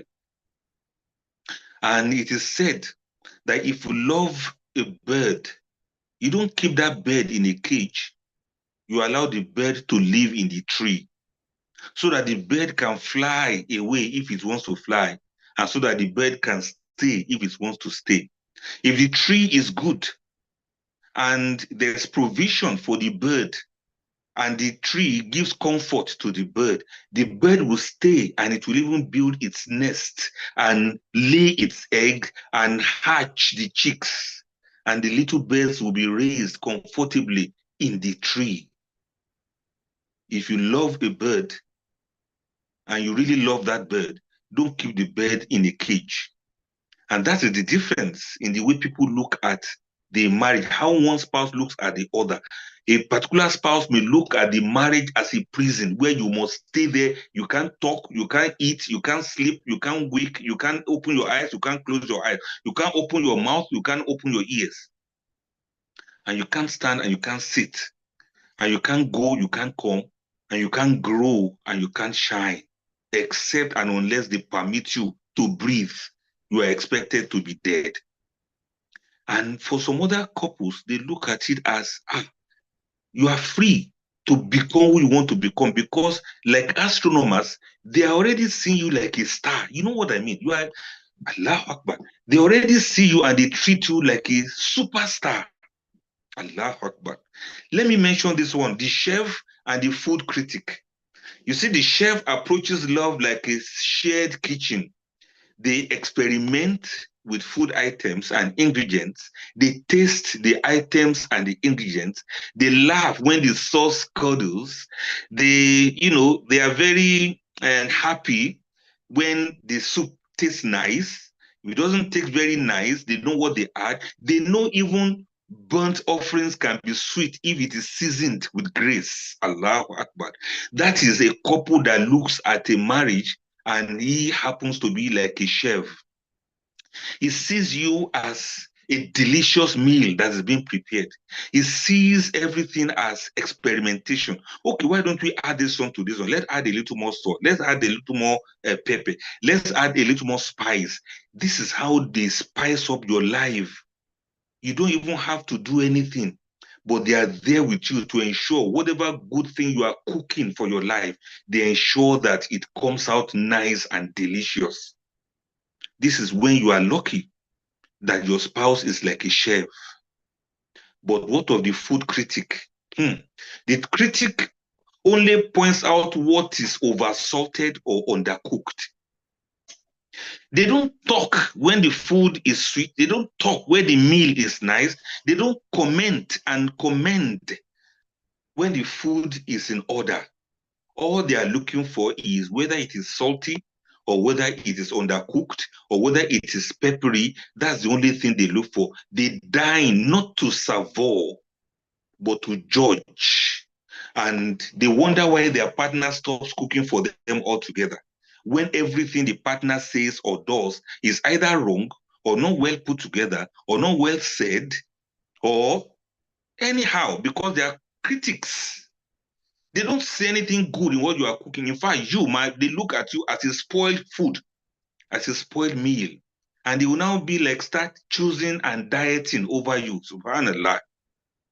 Whenever you do something that is nice, they rubbish it. And whenever you make any mistake, they pounce on it and they fling it away. And they tell you, you are no good for nothing. May Allah save those who are going through this kind of marriage where their spouses are like the food critics who don't want to see anything good in their spouses.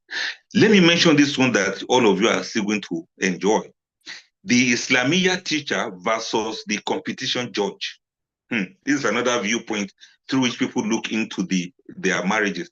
You see, the Islamia teacher that is teaching how to read the Quran, he listens for the harmony beneath the noise.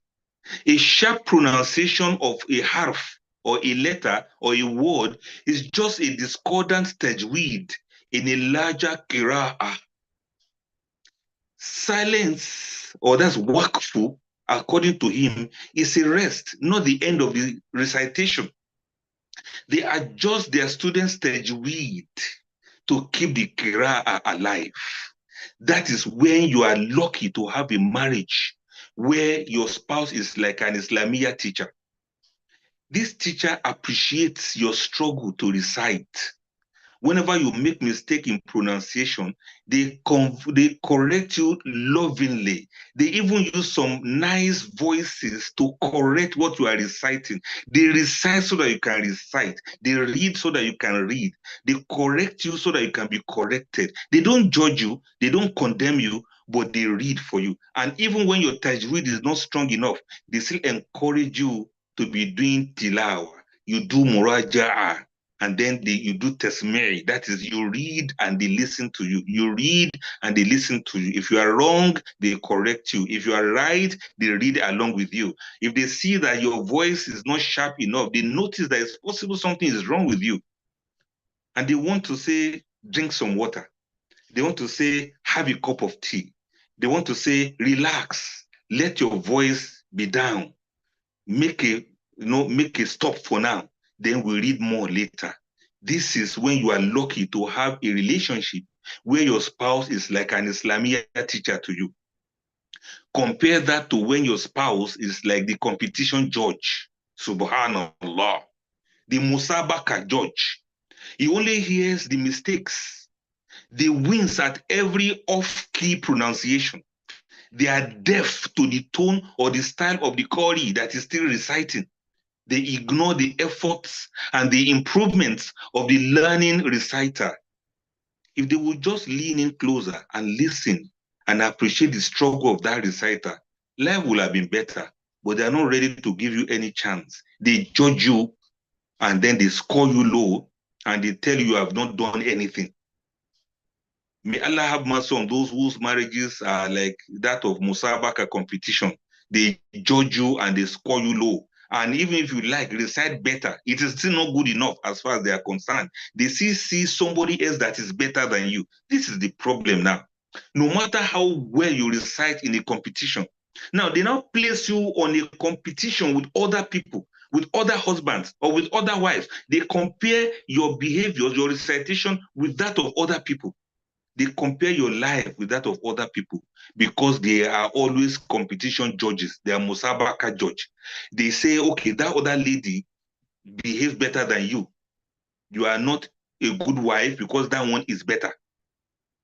Or you are not a good husband because that other man is better. Don't you see how those other men are reciting? You are not reciting well. And as a result of that, they cut you off and they let you know how useless your efforts are. May Allah save us from that. And finally on this, we have the traveler and the postcard collector.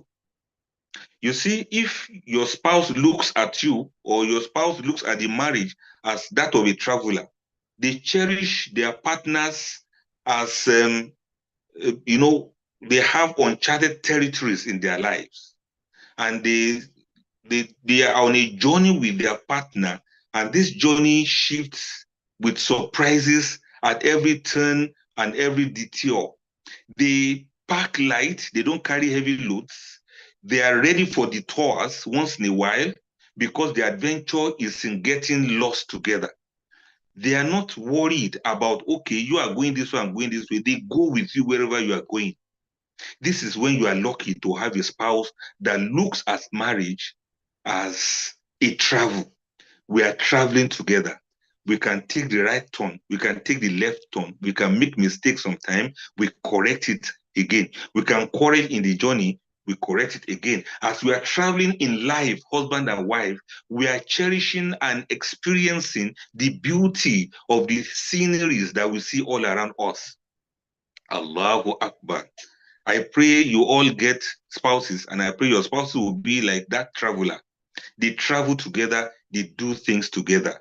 If you want to study more, they will also enroll so that we study together. If you want to improve more, they improve with you. If you want to grow more, they grow with you. They are ready to sacrifice their own progress so that you too can grow.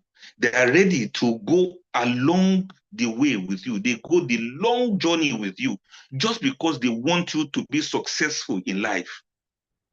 I hope you have this traveler as your spouse. As for the postcard collector, the collector wants a static snapshot. They be like, this is who you were when I loved you most. This is who you were when I married you, and you must remain like that for the rest of your life. You must remain the same forever.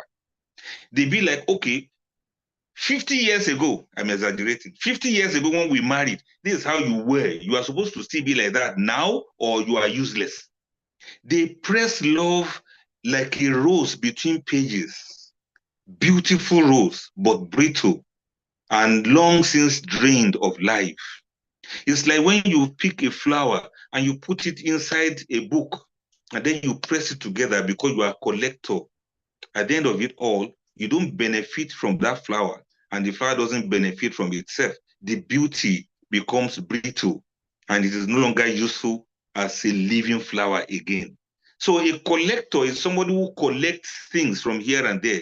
He's not ready to go on the journey with you. You are like a collection. You know when they say limited edition for people who have love for things that are very exotic. Now, to that kind of spouse, you are just like a collection. That's what I'm trying to say. You are like a collection. You have been captured now, you have been taken, and then you have been kept like a collection. If tomorrow it seems that you are outdated, he will throw you away and get another one. You are not supposed to grow as far as they are concerned. The way they found you when they married you, you are supposed to freeze like that, and there should be no change in your life.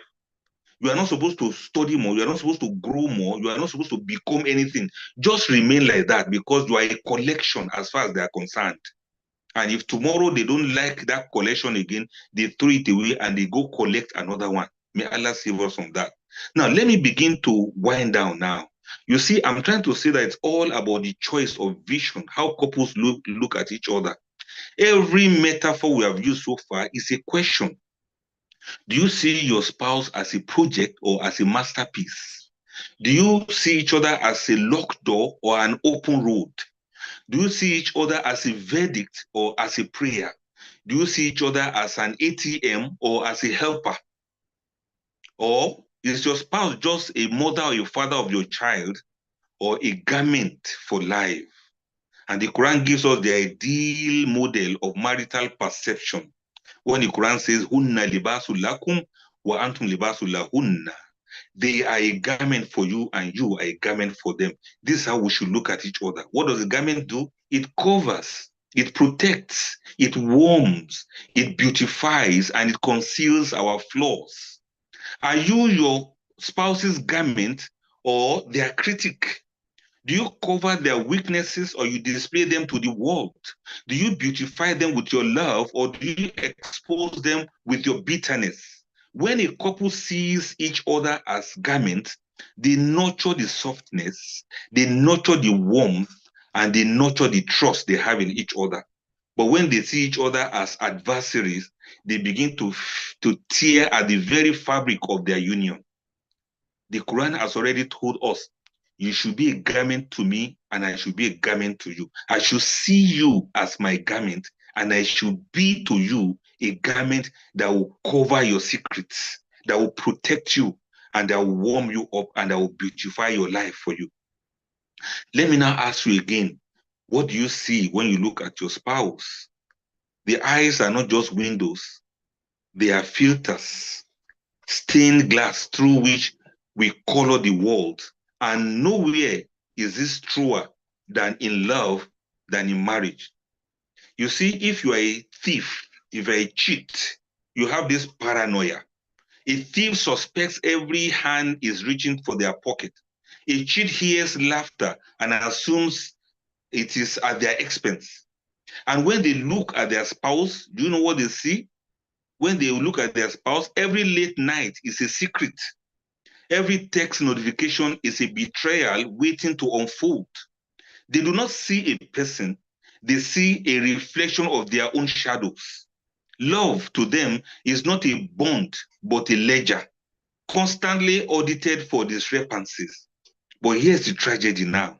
Suspicion is a self-fulfilling prophecy. The tighter they clutch, the more love slips through their fingers like sand. So if you're a cheat, you may likely see your spouse like a cheat. If it is something you can do, you are likely suspecting your spouse that your spouse can do it. Men that follow women all around, any text message that comes in for their wives, they think it's another man that is chasing their wife. That's what I'm trying to say. So sometimes you see your spouse exactly the way you are, and in exactly the way you would do if the table were to be turned around. Allahu Akbar. Then if you're a liar lives in funhouse mirrors. They twist words, so they assume that other people are doing the same. They lie and they think other people are liars too. When somebody says, I am fine, they think it's a coded message. When somebody hugs them, it feels like manipulation. When their spouse greets them too much, they will think they are trying to ask for favor. A compliment carries a hidden barb with it. They project their own fractures onto the one they claim to love until the relationship becomes a hall of echoes. Nothing is real because they refuse to trust what is real. They are seeing realities like this, but because they are liars, they deny realities. And what's the irony of it all? In fearing deception, they become the deceiver, not with lies, but with the stories they spin in their own mind. They make up stories in their head, and they make sure their partners fit into that story because they are liars. They think everybody lies. That's another way. You see your spouse as liar and as deceptive because that's exactly who you are and that's exactly what you can do. Then there are those who look at their spouse and see a well of goodness, Allahu Akbar, even when it is hidden. A grumpy morning exhaustion, a grumpy morning as far as they're concerned, is just exhaustion, not malice. If they see you frown, they understand that possibly something is bothering your mind, not because you hate them, not because there's a quarrel. If you keep quiet, they don't see you're being quiet as malice. They understand that it's possible that you are just tired. It's possible that you are just tired. Allahu Akbar. You see, a forgotten anniversary, as far as these people are concerned, is a distraction, not indifference. If you don't remember their birthday, they don't think it's because you don't love them. They think it's because you have many things in your head. So nothing spoiled. There's no, there's nothing to catastrophize about. This is how a kind-hearted person is. A harsh word is a moment stumble, not the sum of their character. If you speak harshly to them once in a while, they know this just in the person. They know it's because you are angry, not because you hate them, not because you don't like them. You understand what I'm trying to say now? I pray you have this kind of kind-hearted spouses. This is not naivety, it's a choice. They know darkness exists, but they focus on kindling the light. And in doing so, they often draw out the very goodness that they believe in. Love, as far as they are concerned, is not a detective game, but it's a garden. Whatever you water is what will grow. Whatever you plant is what you reap. So the mirror of marriage is that you have to ask yourself, when you look at your spouse, whose eyes are you borrowing to look at your spouse? The cynic's way of looking at the spouse is always brazen for hot, because that is the cynic. They don't see anything good. The victims is tallying slides like debt. They want to take, what we call it, want to keep scores. You said this to me, I'm supposed to say this back to you. Or they make themselves become like victims in the marriage, because that's how they are. The poets, they find beauty in what is raw. They find beauty in unpolished moments. They know that not all moments will be the same. How then do you look at the marriage? Do you look at your marriage the way a poet looks at the marriage, looking at everything as beautiful? Or do you look at your marriage like that of a victim, from the viewpoint of a victim? Everything they say is always against you. Everything they do is always about you. Life is not all about you. People have businesses to mind. Why don't you mind your business for once and begin to take care of yourself? Stop playing victim every time, and then your spouse will start feeling guilty for what they didn't do. Then the cynic, somebody who doesn't say anything good in anything in the first place. So we think love is about finding the right person, but maybe it's about being the right seer. Being the right seer. Look, this is very dangerous. No matter how good you are, if you have a spouse that doesn't see anything good in anyone, woe betide you. You are in a wrong relationship. Love does not come to us whole and unchanging, like a stone that is passed from hand to hand. It is more like clay. Love is not like a stone.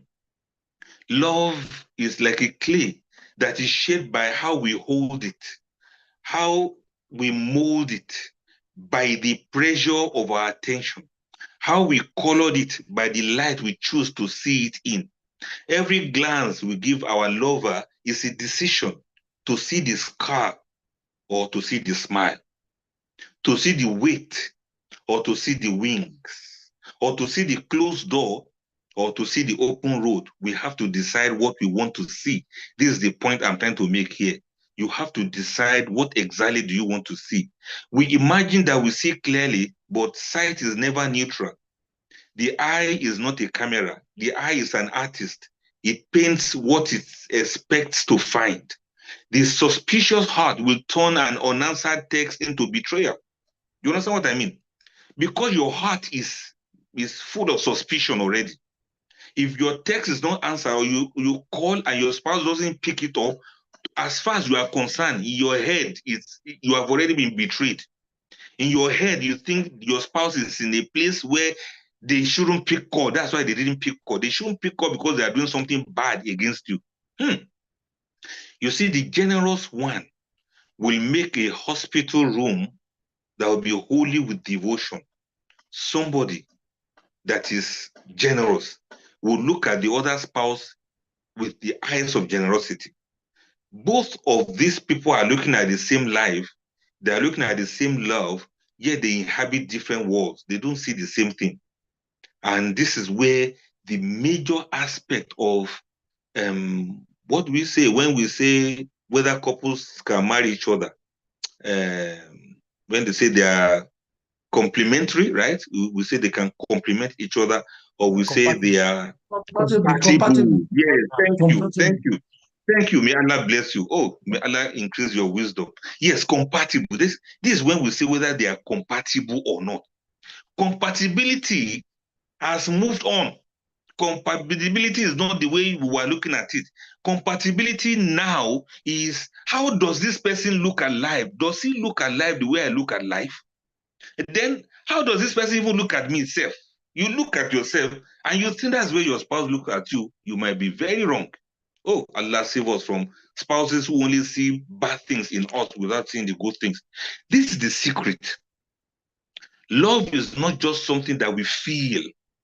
It is something we decide again and again, in small moments and in large silences. Do we reach for the magnifying lens, the magnifying glass, or the wide angle lens? Do we catalog faults like an accountant? Or we trace the contours of growth like a gardener that is watching for green shoots after the rain? Allahu Akbar. The choice is ours alone. And it matters more than we know. Because when we fix our gaze upon growth, whatever we fix our gaze upon will grow larger in our life until it becomes the truth that we live by. See only lack and love will starve. If you see possibilities, and love will expand to fill the space that will make for it. The truth is, we do not find the love we deserve sometimes, we create the love that we see. Your spouse is going to become exactly what you want them to be like, exactly the way you want to see them. Now, let me ask you again for emphasis before we wind up. Marital vision determines marital peace. So, what exactly do you see when you look at your spouse? Then, what do you truly see when you look at your spouse? And number 3, what do you choose to see when you look at your spouse? Let us flip it around. Who exactly does your spouse see when they look at you? And who is it that your spouse really see and truly see when they look at you? Who exactly did your spouse choose to see in you? If you can answer these questions, you are going to be the happiest person in this world, especially when it comes to success in marriage and success in your relationships. The housefly looks for the trash, even in a palace, whereas the bee searches for nectar, even in a desert. If we train our eyes to see our spouse's goodness, the unnoticed sacrifices, the patience, the daily efforts, then we will begin to harvest honey from our homes. That is when your spouse truly becomes honey. Those who call their spouses names, honey, sweetheart, are you sure? Are you sure you are not a housefly pretending that you are seeing honey? Look, you have to be a bee before you see honey and appreciate it, because that's what you produce. You have to be a bee before you see a flower and you see the goodness in that flower. But if we choose the eyes of the fly, we may find ourselves in constant warfare. We swarm around old wounds and small irritations. We catastrophize mistakes and we turn every good thing into rubbish. Allahu Akbar. It's like somebody that is throwing pearls into the mud and it becomes catastrophe at the end of it all. The Quran says in Surah An-Nisa chapter 4 verse 19, وَعَاشِرُوهُنَّ بِالْمَعْرُوفِ, live with them in kindness. Kindness is not just about actions.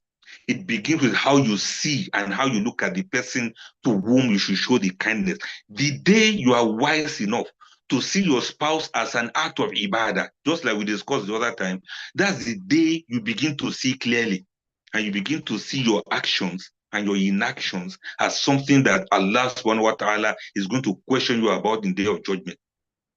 So the next time you look at your spouse, ask yourself, am I seeing like a bee or like a fly? Am I actually a bee or am I a fly?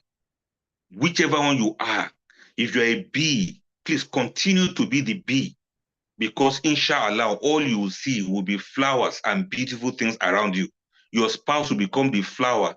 Even when your spouse has thorn, your focus will be on the petal of the rose. And if you are a housefly already, please, housefly is not synonymous with housewife. I want you to change your outlook on life. Stop going to dirty places. Stop rubbing dirt on yourself. Stop spreading disease of hatred and envy and jealousy. Stop spreading malice in your marriage. Stop spreading all of those toxic things the way the housefly will spread toxins and parasites to kill their hosts. Your spouse is a host for you, and you are a host for your spouse. Let the relationship be that between the bee and the beautiful rose flower, not like that between the housewife and the dustbin. May Allah forgive us, and may Allah make it easy for us, and may Allah continue to guide us aright. Wassalamu alaikum wa rahmatullahi ta'ala wa barakatuh.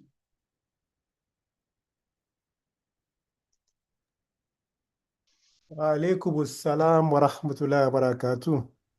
Jazakumullahu khairan. Kathiran, kathiran. It got to a point that I was writing, my hands begin to become heavy into the things and the perception that Ustaz begins to give us in terms of how we should see ourselves. I said it in the beginning. The job of looking inwards is never an easy one. That is why Shaitan will always trick us to always look outside. not inside. And the greatest job we all have to do is to fight our nerves. So, Ustaz said that love is not found, it is seen. And how we see our spouse, through wounds or mercy, through criticisms or compassion, determines the peace and purpose of our marriage. Every metaphor in this season is a mirror. Not on your spouse, but on your own eyes. Ustaz gave us 4 foundational concepts, which are 4 self-awareness spots: the bright spot, the dark spot, the personal spot, and the blind spot. The bright spots are the traits that are known by you and others. They are your clear strengths and weaknesses. For example, your tolerance, your weaknesses, people see. Dark spots are traits hidden by both of you, from you and others. Patterns shaped by trauma, insecurity, or destiny. They are known only by Allah or revealed through deep introspection. You have the personal spot. It is known only to you. Hidden feelings, fears, faking contentment, and quiet resentments. I was laughing with the example of the wedding scenario the Ustaz gave. That because some of us don't like the rich people, that's why we don't go for their weddings. And the last one, which is the blind spot, only seen by others, especially our spouses. Our level of intolerance, our defensiveness, our inability to handle correction. Without knowing these spots, we can see in a different way or mistreat our partners or ourselves. An example, Ustaz gave us different example, the bee and the housefly. The bee looks for flowers, not flaws. It makes honeys. He sees the beauty beneath our perfection. He's patient, he's focused. It represents healing perception. The housefly does what? It looks at death even in palace. It spreads toxins. It sees danger and disappointment everywhere. It turns small mistakes into catastrophes. It represents toxic perception. Bees and flies both find what they look for. So do spouses. Ustaz expanded the perspective in marriage. It's not about the gardener versus storm chaser, sorry. The gardener prunes gently, understands growth and nurtures over time. The storm chaser lives for drama, reacts to every thunder, cannot thrive in peace. And the encapsulating phrase is from Jalaluddin Rumi, who says that it is not thunder that grows flowers, but rain. The archaeologist versus the grave digger. Archaeologist digs the past to find treasure. He brushes dust with care, and he sees wounds with empathy. What does the grave digger do? He digs to bury, fixated on past sins, relieves old offenses, weaponizes memory. The grave digger confuses history with faith. The architect and the demolition crew. Architect sees potential blueprints, believes in building up, and knows construction takes time. Going back to pictures. What does the demolition crew do? They find satisfaction in collapse. They want to end the marriage, only see what's broken. A good spouse is a building in progress. Librarian versus censor. A librarian cherishes the old story, even the scribbles, the flaws, everything. But the censor wants the summary. Perfection only, no rough pages. You can't love someone fully if you only want the neat version. Astronomer versus prison guard. Astronomer sees their spouse as a star, flickering, but worthy of awe. The prison guard wants control. A constant surveillance clips their partner's wings. If the tree is comfortable, the bird will build a nest. The chef versus food critic. The chef experiments with love, finds flavor in mistakes, and stares with hope. But the critic does what? It takes only to judge, not to savor, fixates on faults, and never praises. Some spouses stop cooking, but the food is always condemned. The one I love most is the Islamia teacher versus the competition judge. We all fall guilty of this one, especially when we are trying to do it for our children or the siblings doing it for each other. The teacher corrects with love, but he recites with you. He praises your progress. But what does the judge do in Musabaka? They scores your flaws. They compares you to others, and they ignore the effort. Some marriages, Ustaz summarizes by saying that some marriages feel like a Musabaka, always being judged. In the travel advice of postcard collector, let me summarize because of time. What we took out of this is that love grows with movement, not museum preservation. Yes. Deeper reflections, some see love as a bond, others see it as a legacy. Legacy requires patience, story, and effort, not control. Love is not a detective game, but a garden to nurture. Yes.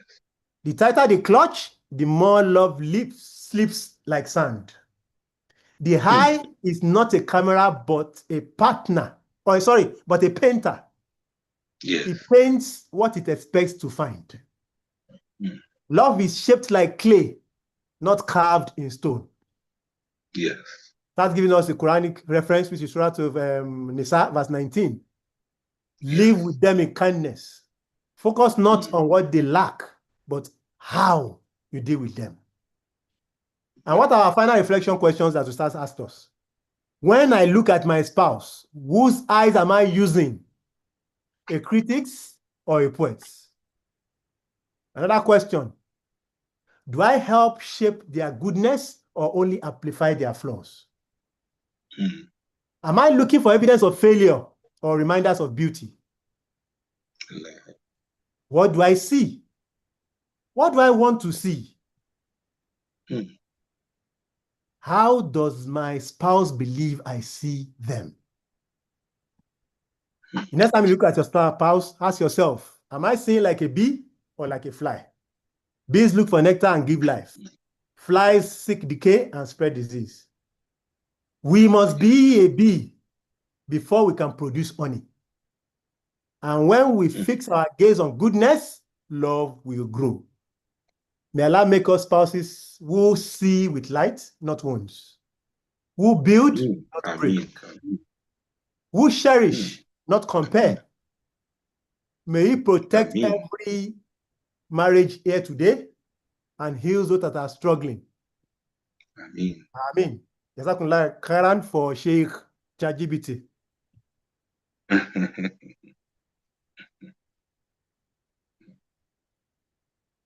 So I think Ustaz, the Philosopher King, are we done for today? We have a lot that we have packed to taking away. We can take away with.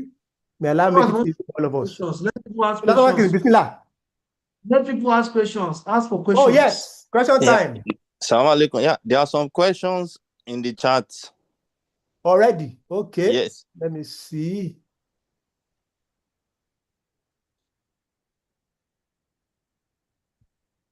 Chat. I will highlight it for you now, sir. I've made a mistake by clicking something. Don't worry, I've recopied the message. I've posted it. Check. I can't even see it. I'm trying to open that chat box. Okay, I just reposted one now. One person now. I can't see the chat box yet. Okay, let me go back to the chat. Okay, I can see 50. No, the lie. No, just check what I just posted now. Okay, in all of this self-reflection, what does narcissist mean? Or who is a narcissist in line of marriage relationship? Tafaddal ya Ustaz. All right, thank you very much. May Allah bless you. When you were summarizing, in fact, you captured the essence of the discussion. Alhamdulillah. Thank you very much for having paid so much attention, such that you could summarize so beautifully like that. So there are many questions actually, but this one about narcissist, a narco, we call them sometimes, narco or narc.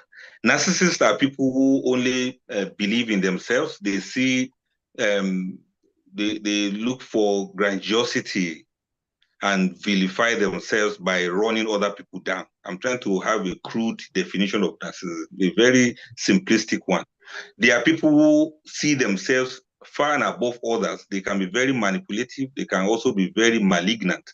So the scholars of human behavior or human characters or personalities, they see them in many ways. We have the grandiose narcissist. We also have the malignant narcissists. These ones are very wicked and mean. They have a way of running you down and ruining everything that you ever do. They can be very cruel at the same time. The grandiose one, they just feel they are better than you. You are up to nothing, and they do all sorts of things to ensure that they are domineering as far as they are concerned. We also have some philanthropic narcissists, those who do show off. They just want people to see them. They spend, they help others just to run them down and uplift themselves as above and better than them all the same. So if a person say in a narcissistic marriage, it's very difficult to live with them because they represent the opposite of all of these things we are talking about. When we talk about the gardener, for instance, you know, the gardener takes care of the flowers. The narcissist is a dramatic one. He's always looking for drama. He's always looking for action. He's always creating tension where there's no tension. You cannot live with a narcissist and still be something else apart from what they generously permit you to become. And it's a very dangerous marriage to enter. I want you to check one of my lectures on podcast, how to live or escape from narcissistic marriage. You see that in the podcast, inshallah. I explained in detail everything about, as much as I could in that lecture, about how to live in a narcissistic marriage. They are very toxic people, and unfortunately, they don't attract their likes. They don't go for people like them. They go for people who are not like them. They go for people who are highly sensitive. Sometimes they go for empaths. They are usually looking for somebody they can prey upon. They understand your weak points and they are ready to exploit your weak points to their own advantage. So they have that sense of entitlement, and you are always wrong because they are always right. It's very difficult to live with them, like I say again. But if it's possible for whoever is asking that question to study further from the references we have mentioned, or to contact the counselors, they'll be able to tell you, based on your own unique type of narcissistic marriage, they'll be able to give you some guidelines on how you can navigate it, and possibly, if you cannot escape, at least they will tell you how you can keep afloat in such a narcissistic marriage. May Allah save us from that. Now, Jazakumullahu khairan, Doctor. Yes, the podcast on how to live in a narcissistic marriage. Is that the title, sir? Yes, I think so. Yes, something like that. I have posted it there, so we can all go and check to learn more about narcissism. Sure. I want to take, I've seen a couple of messages. Let me take the message from Tahira here. For someone who is in a marriage relationship, how do you try to balance not overlooking the red flags that may affect the marriage and also trying to see the beauty in others instead of focusing on their flaws? Yeah, Ustaz. How do you, please say it again, how do you try to balance not overlooking the red flags that may affect the marriage and also trying to see beauty in others instead of focusing on their flaws? Thank you very much. I'm very happy with that question because it gives us that way of balancing up all we have been saying. It is human brain has been designed to notice faults more than it can recognize the pattern of what is right. It's natural for all of us to see what is wrong first before we see what is right. And because what is wrong may not be the norm, whenever it comes up, it kind of pops out and we quickly see it that, oh, this is actually wrong. And so sometimes to balance this up, we have to let our lenses be through that of the Sharia, that of the Quran and the Sunnah. We are not saying that you have to condone what is wrong and what is bad, or pretend they don't exist just because you are trying to be positive in your outlook or in your approach to seeing things. If something is haram, it is haram. If something is unlawful, it is unlawful. If something is not legitimate, it is illegitimate. And if something is a crime, it's a crime. So take note of it. Red flags will always be red flags, even if you pretend not to see it. We're only saying that, okay, there are some faults and flaws that are human, and that you should focus more on the goodness rather than the wrongdoings that are intermittent and mistakes that are once a while.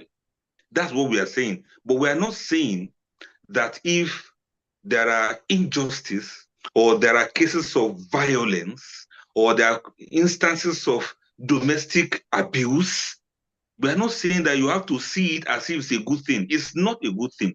A good thing is a good thing. A bad thing is a bad. Al halal bayinu, wal haram bayinu. What is halal is apparent, and what is haram is openly known. So let nobody go out there deceiving themselves, condoning evil or condoning injustices and pretending as if they are not there. You don't have to suffer hurt for no reason. You don't have to endure injustice and oppression just because you are trying to see what is right. If there are red flags, they are red flags. Don't deceive yourself saying that you want to accept it like that. So you need to sharpen your eyes and begin to look at things, clean the lenses with the verses of the Quran, with what is right, and understand it as against what is wrong.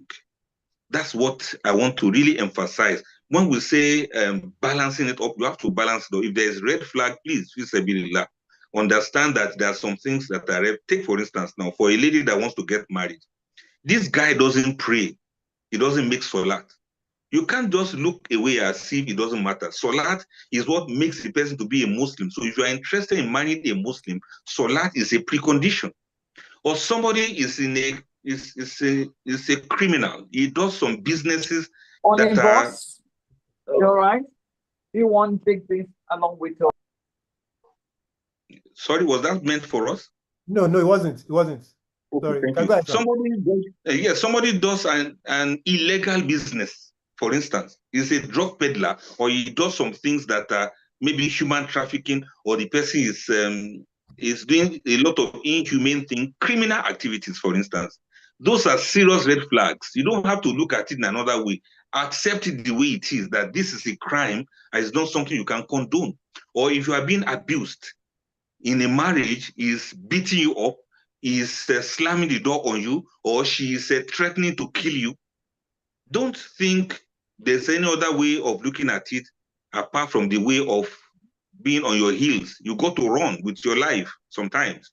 And if you see that your spouse is not looking at life the way you are looking at life, you are looking at life in a positive way, but your spouse is toxic in the way they look at life, then you may have to go marry somebody else who looks at life in a better way, in a clearer way. Astaghfirullah. So I'm not saying people should go and start divorcing here and there. What I'm saying is, if it is possible, there's one secret that the Quran gives us. The Quran says, "Wa amrum shura baynakum." The matter of the believers is by mutual consultation.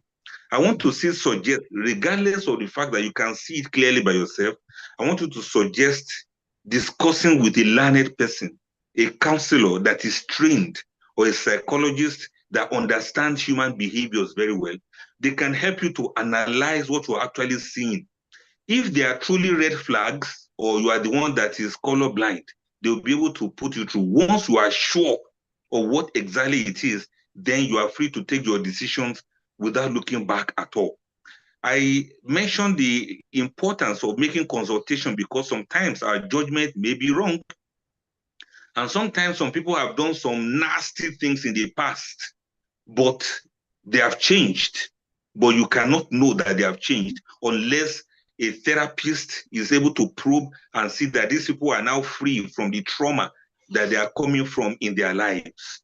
Some people have eaten the forbidden fruits over and over. They have even made fruit salad from the forbidden fruit. You know what I mean by that? But they are changed now. And the Quran says, Afallahu amma salaf. Allah has already overlooked the past. So if you are there like a grave digger, you are digging to their past and using that to judge their present, thinking that that is a red flag, that means you are still wrong. So in order for you to be sure, that's why I mentioned the secret the Quran gives to us, that wa amruhum shura baynakum. The matters of the believer is by mutual consultation between them. Fas'alu ahla dhikri in kuntum la ta'lamun. Quran also says, ask those who know if you don't know. Because the best mistake you can ever make in life is for you to think that you know it all. May Allah make it easy for us to still learn more and to understand more about ourselves and about our partners. Thank you very much. Jazakumullah khairan. I picked two things from there that I think really resonated a lot with me, especially when you mentioned that you need to know whether it is really a red flag or you are colorblind. And what is the antidote for that? Antidote for that is that sometimes, because what we focus on, like Ustaz has been saying before, what we focus on grows, and it's easier for us to start amplifying something that is not there based on what I have gotten today. So that's why we need the eyes of learned people around. And I have some ways to look at it. Even if you don't want to go far, you are having issues in your marriage and you are talking to your sister about it or to your mother about it. They might not be the best, because those ones want the best for you from their own point of view, and they might not be able to see what the husband is seeing, and vice versa too. So if your wife is doing something for you and you are trying to see that, okay, what's going on, try to ask somebody that you know is level-headed in your own side, that will be able to tell you the truth. Then that's sometimes there, because it's sometimes very difficult to get hold of people like Dr. Abdulfatah like this to tell us how to go. But again, around you, you know people that are sensible. And then guiding light is balancing things with Sharia. So we are not talking about extreme cases of, okay, I'm beating you, or he's doing zina, or we are not talking about that at all. But sometimes it can be fictions that we see, and sometimes you can be coloring those things. So the way we do it is to look for somebody that is level-headed in our part. I don't know how much time we have. I can see somebody's raising a hand. Ustaz, how much time do we have left? So I can know how many questions we can take. I'm all yours. Let's fire on. So I think I want to give preference to this person that's raising a hand. I don't know if she's still there before we continue with the questions, inshallah. So I'm here. Assalamu alaikum. Wa alaikum salam wa barakatuh. Bismillah. Yes, sir. Hold on, sir. Yes, ma'am. Thank you. Alhamdulillah. I have been typing it, but I really want to say it out than typing, so that you start to understand what I really meant. Thank you, sir. Thanks very much. Though I joined late. I met Ustaz mentioning, in fact, I think it's about finishing the grave digging and something, grave digger and something. I missed that. So what I heard was that you were saying maybe people that used to remind you of your past, maybe with date and maybe accurate date and time. Yeah. So did I get that? Yes, you are correct. What I wanted to ask is that, as a human being, some people, we do all make mistakes, but in a relationship whereby maybe your partner will continue to repeat the same thing over the years, anytime, though he or she may apologize, I'm sorry, okay, it's a mistake, or there's a mistake, I don't know, okay, it's over, I won't do that again. But as time goes on, he or she repeated it again. I think you said that, you promised me that you won't do it again. This is what you did last 2 weeks. This is what you have been doing for the past 3 months. That January 27, you plead, you begged me, and you promised you won't do it again. Is that a crime, sir? That's what I wanted to know.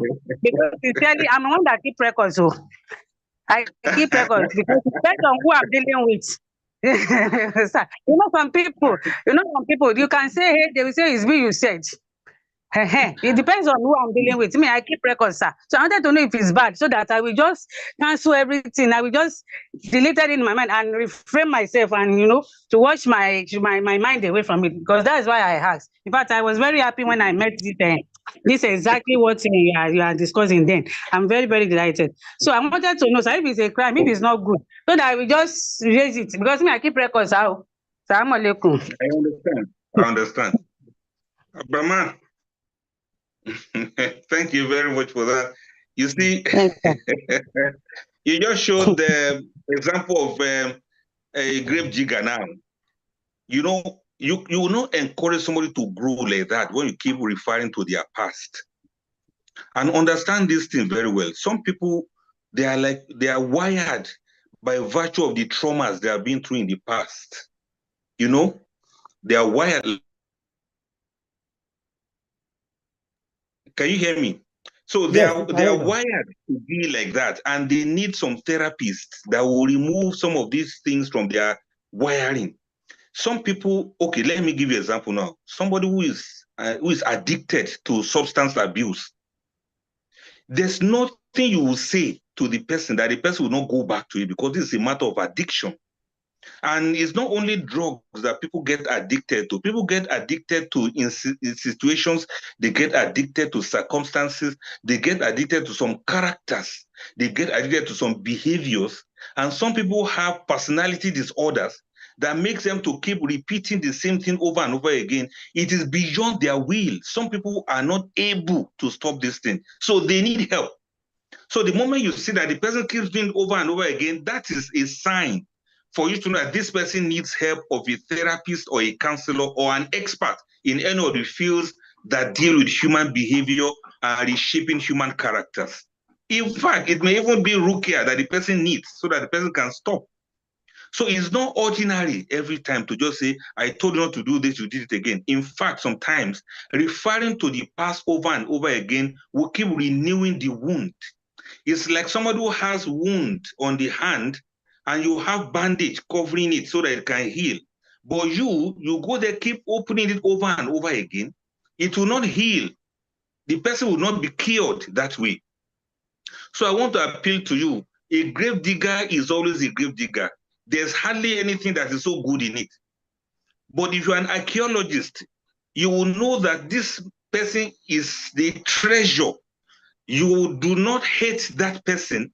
It is what the person is doing wrong that you have problems with. I hope you can distinguish the two. It is a person's actions that you don't like, not the person himself. But the moment you start giving that person an impression that he is such a failure, you did this last week, you did this last month, you did this last year, then the person may find it difficult to change. The same thing with a child. If you are bringing up a child, in child upbringing, you don't become a grave digger. You focus more on the treasure in that child. You become a gardener and you nourish that child. You nurture that child back to life so that that child can grow. So my own advice is this. If you are someone who keeps score, you keep record a lot, by tomorrow, when your spouse eventually changes for better and somebody else finds out that jotter, that journal you've been writing their sins, how are you going to explain it? Will they be able to clean themselves off those things you have written down? Will anybody believe that they truly have changed for better? And Allah subhanahu wa ta'ala himself says, Afallahu amma salaf. Allah has overlooked everything in the past for us. Once we repent and we change, Allah doesn't bring it off back with us. The only person that does that, my sister, is Fir'aun. You know what Fir'aun did when Musa came? Fir'aun said, this guy, you are here again. Is it not the same guy who couldn't speak very well? Who couldn't explain himself and he ran away the other time? Yeah, you have come back to meet me in the palace. Fir'aun was using that as a psychological warfare.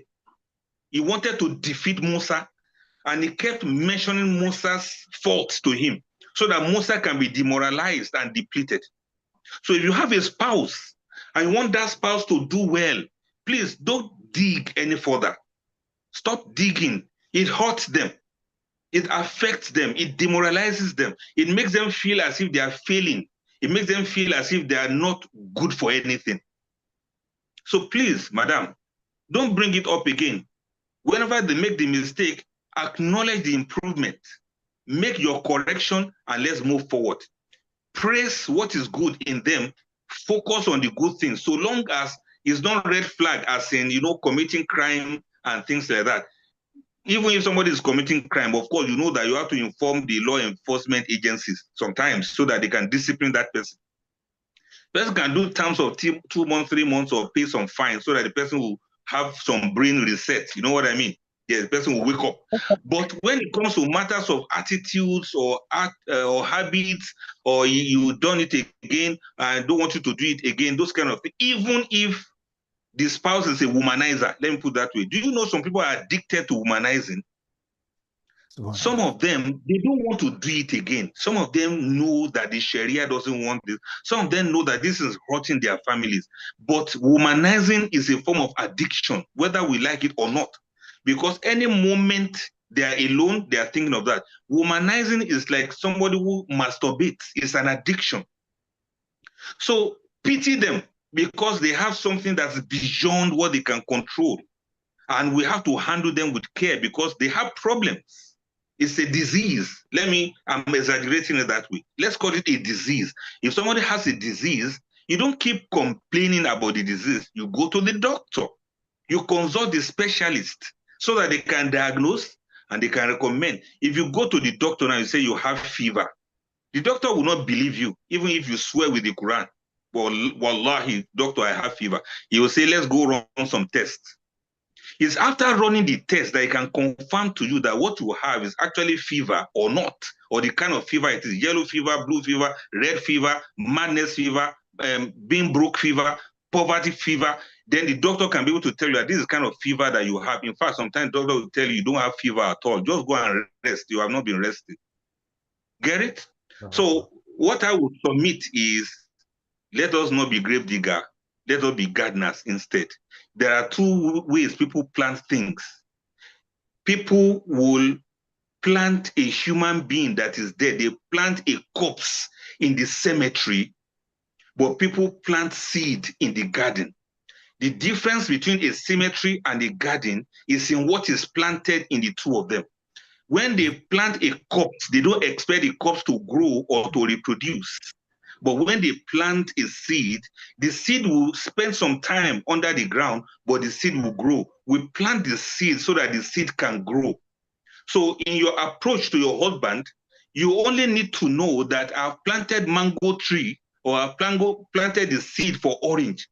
You don't go back even to unearth it, to remove the seed to check whether it is growing or not. You put it back, you check, you put it back. That seed will not do well. Let it be there and watch it grow. Pour water when you should pour water. Let sunlight shine on it, and you see your seed growing. But if you treat your spouse like a corpse, you already buried them already, and you are still going there to exhume them to see whether he's still breathing. You have killed him now. May Allah make it easy. Madam, I don't hope you understand what I was just trying to explain. Don't do that. It kills your husband. Yes, thank you, my sister. May Allah bless you. This question you have asked, I'm sure is not only for you. Many people do this. And that's why I spoke in that tone that, look, it's not a nice thing. Somebody is trying to change, and you are referring to, you keep the journal of the bad things the person has done. How many people will be happy? It's because they do deny. That's the reason. Because they deny they did it. Then they need help. You understand? They need psychologists. They need counseling, so that their lives can change for better. This falls within the purview of what we call akhlaq. That is character and behavior. You understand what I'm saying now? Is their character, is their behavior, is their attitude. This is not a one-off thing. Something they do repeatedly is a pattern. Then you need to convince the person to speak to an imam, or to consult a counselor, so that they can look at the person's pattern and then they can advise on how the person can change. But honestly, between you and me, journaling and writing the person's evil and sin and mistakes down is not what's going to change the person. If a person can deny, it means the person knows that what they are doing is wrong. And that means the person is on the path of recovery. The person who is truly an evil person is somebody who will not even deny and tell you, okay, I did it, what can you do? Do your worst. So what are you going to do? If the person says, go to hell. So if a person still has that shyness or that shame to say, me, I didn't do it, or denying it, underneath that denial is a sense of guilt. It's a sense of shame. It's a sense of, oh my God, how can I own up that I did this again? How could I do this again? You need to, that's why I say it's the expert who understand how these things work. They can see guilt and they can build on that so that the person will stop feeling guilty, but the person will own up and then begin to change. May Allah make it easy for all of those who fall into this category. Jazakillah khairan. Baynakum, yeah, Doctor. Jazakallah khairan for that.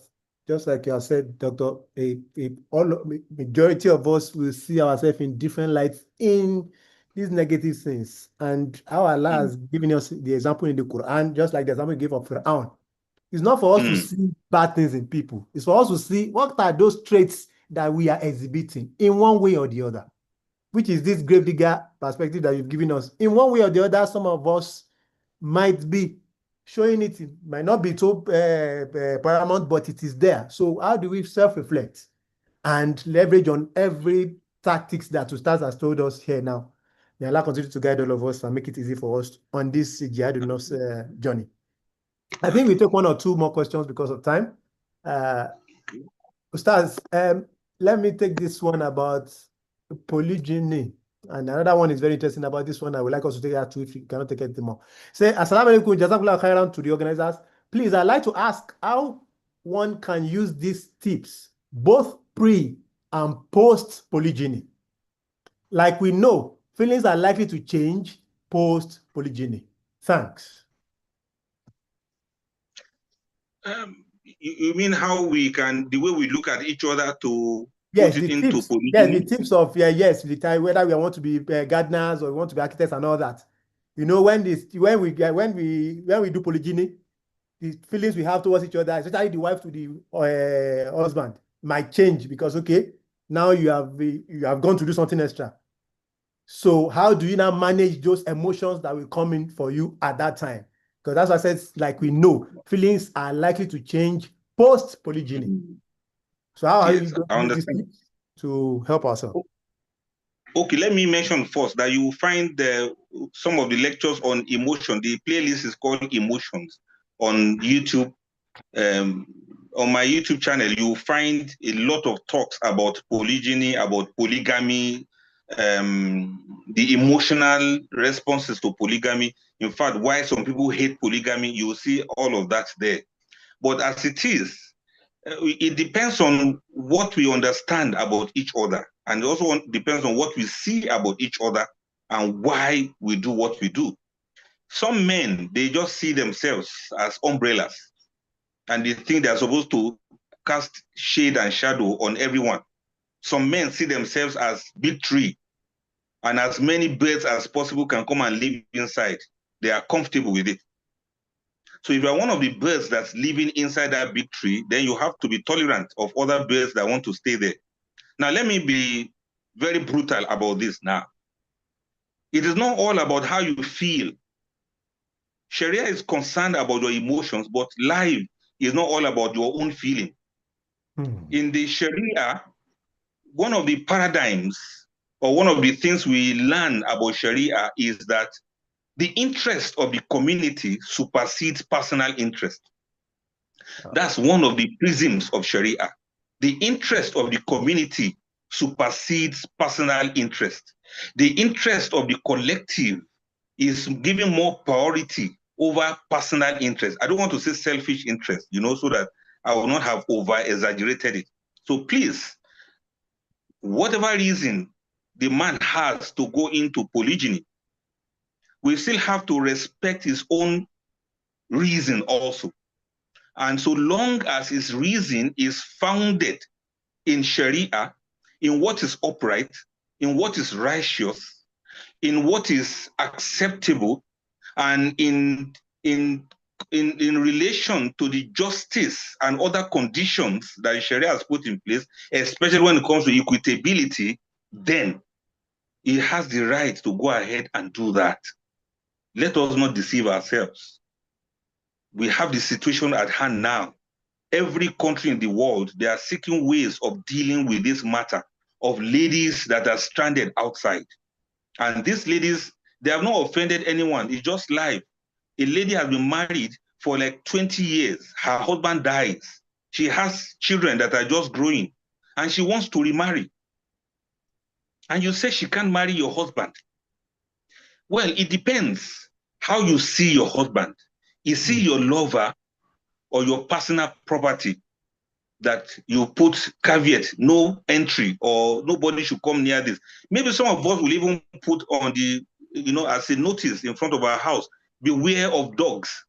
No wife is invited here, or no extra wife is welcomed here. Some of us would do that if we could.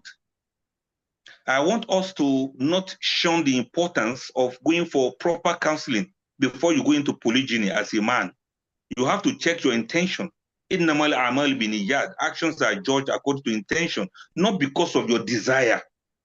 So that's why I'm saying that if it is to solve the problems of the ummah, so be it.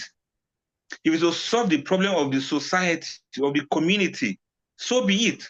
Let the other wife stop looking at the husband as a personal property that only herself will have exclusive rights to when it comes to marriage. I'm not talking about men who sleep around. Honestly, I cannot condone that. And you'll see some of my most recent videos about infidelity. I am vehemently against infidelity, and there's no excuse for a person to do that. But feelings change. And who says feelings will not change? It's normal now for feelings to change. The only way you can understand this very well is if you turn the table around. Let's assume you are the one that's in the shoe of the lady that's trying to come in, and somebody else says there's no space for you. How will you feel? If your husband have never died before, and if you have never been divorced before, you have no idea of what those ladies out there are going through as single mothers or as old ladies who need husbands to marry so that they can complete their own side of the iman, their own side of the faith. They don't want to sleep around. They don't want to commit zina. They don't want to be immoral. They want to be responsible, and they want to get married. These are their own intentions. But you are there talking about your feelings. It's not all about your feeling. It's about what is the right thing to be done in order to solve the problems of the society, including solving problems of other people. I don't want to overflow this issue because our topic is not on polygamy or polygyny. But I must guarantee you that emotions will change, feelings will change. Allah cares about our emotions, but it's not all about how you feel. Sometimes it's all about what is the right thing to do and how you are able to see. This is another thing, part of what we are talking about, how you are able to see ibadah in that thing that you want to do or that your husband wants to do. What can you present before Allah and say, oh Allah, I refused my husband to do this because of this and that and that. And finally, polygamy is for real men, not for boys. Polygamy is not a kid stuff. Polygamy is not a joke. It's not a play. It's not something you do with anko to say others are doing it, I want to do it too. Polygamy is for matured minds. It's for matured people. And polygamy is an endeavor in matrimonial maturity. If you cannot do it, then just leave it for those who can do it. The men understand what I'm talking about. Thank you very much for that. Assalamu alaikum wa rahmatullah. Wa alaikum assalam wa rahmatullahi wa barakatuh. In fact, that's so much loaded. There's so much to take away from there, and it's summarized itself. The easiest way to look at polygyny is when you try to flip the script. When you want to, can you see yourself in that position? It's always very difficult for a man and wife. The wife is the only person for years and is can flip the script like that. But it's easier when you have a sister, for example, in your family that's struggling to find a husband. Then that's when you start seeing those things. So that goes back to the fight. Ustaz mentioned that it is not all about our emotions, but it's about balancing things with Sharia. Is it allowed? How can I? That will be now our own jihad in front of Allah. May Allah continue to make it easy. Let's take one more before we go, inshallah, because this one seems to be very, very important. And I believe that it's people like Ustaz too that can be able to effectively speak to this. Assalamu alaikum wa rahmatullahi wa barakatuh. Please, how can we help a spouse that struggles with and doesn't perform salah? Looking at all the things we have learned today, how can we help a spouse that struggles with and doesn't observe salah? Ustaz, bismillah. That's a very serious matter. The person doesn't observe salah. Well, as serious as it is, it's just difficult for some people because they didn't grow up to take salat seriously, or maybe they have some very bad friends that are, demotivating them concerning observing Salat. Salat is a very important thing for anybody that claims to be Muslim, anybody that professes to be an adherent of Islam. If you have such a situation and you have tried on your own and the person is still not yielding, the person is not changing, then you may have to consult those who can talk to the person. If it is the husband that's not making Salat, then the wife will have to have a very good way of talking to him. This is, in fact, it's Nushuz Pro Max. It's a very serious matter. Anybody that doesn't respect Allah may not be able to respect human being. So report the person. This is a major problem in a marriage. It's not only when this man is not carrying out his responsibilities that the woman will complain. So complain to those who can talk to him so that he can be talked to. As for the wife, if it's the wife that is not praying, the man will still have to keep trying. Allah commanded, command the people of your household to perform salat and be patient with them. Take it easy with them, but don't take it lightly with them. I don't know if that English makes sense. So what I mean is, like ikrah fidin, you can't force somebody to practice the deen, but you have to keep preaching and admonizing the person, giving admonitions to the person, and hopefully the person is going to change. But it's a very major situation. This is not like maybe he didn't cook food for me or he didn't pay the children's school fees. This one is much more than that. And I want all of us to take this very, very seriously. And then this goes out there to generality of people who do da'wah to understand that there are some Muslims who still find it difficult to observe Salat. And let us extend our da'wah towards such people in any way that we can. That's all I can say about that. I just know that it's a very serious matter. May Allah make it easy for whoever is not making Salat to make their Salat. And may Allah accept it from us. For everything. May Allah continue to make it easy. I think we draw the curtain here. On the chats, Ustaz has dropped the official link for the YouTube, so we can always go there to learn a lot more about the things that Ustaz has taken his time to prepare and present. And then the questions to have opened our eyes to some other things. So may Allah continue to make it easy.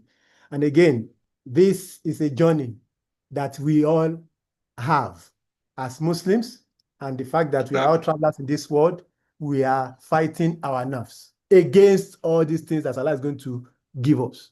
One of the gifts that Allah is going to give us, which is always bespoke, which means it's always fashioned for everybody differently, is the tests that He gives us. So whatever test that is in front of us, especially within our marriage, which we all know that is to elevate us, may Allah give us the strength to continue to pull through in it. May Allah continue to give us the strength to go to places that will get help. May Allah give us the illumination in our families to actually build the best in our children. Because the research shows clearly on the activities of the parents in our children. And that's what we strive for. So may Allah continue to make it easy for us.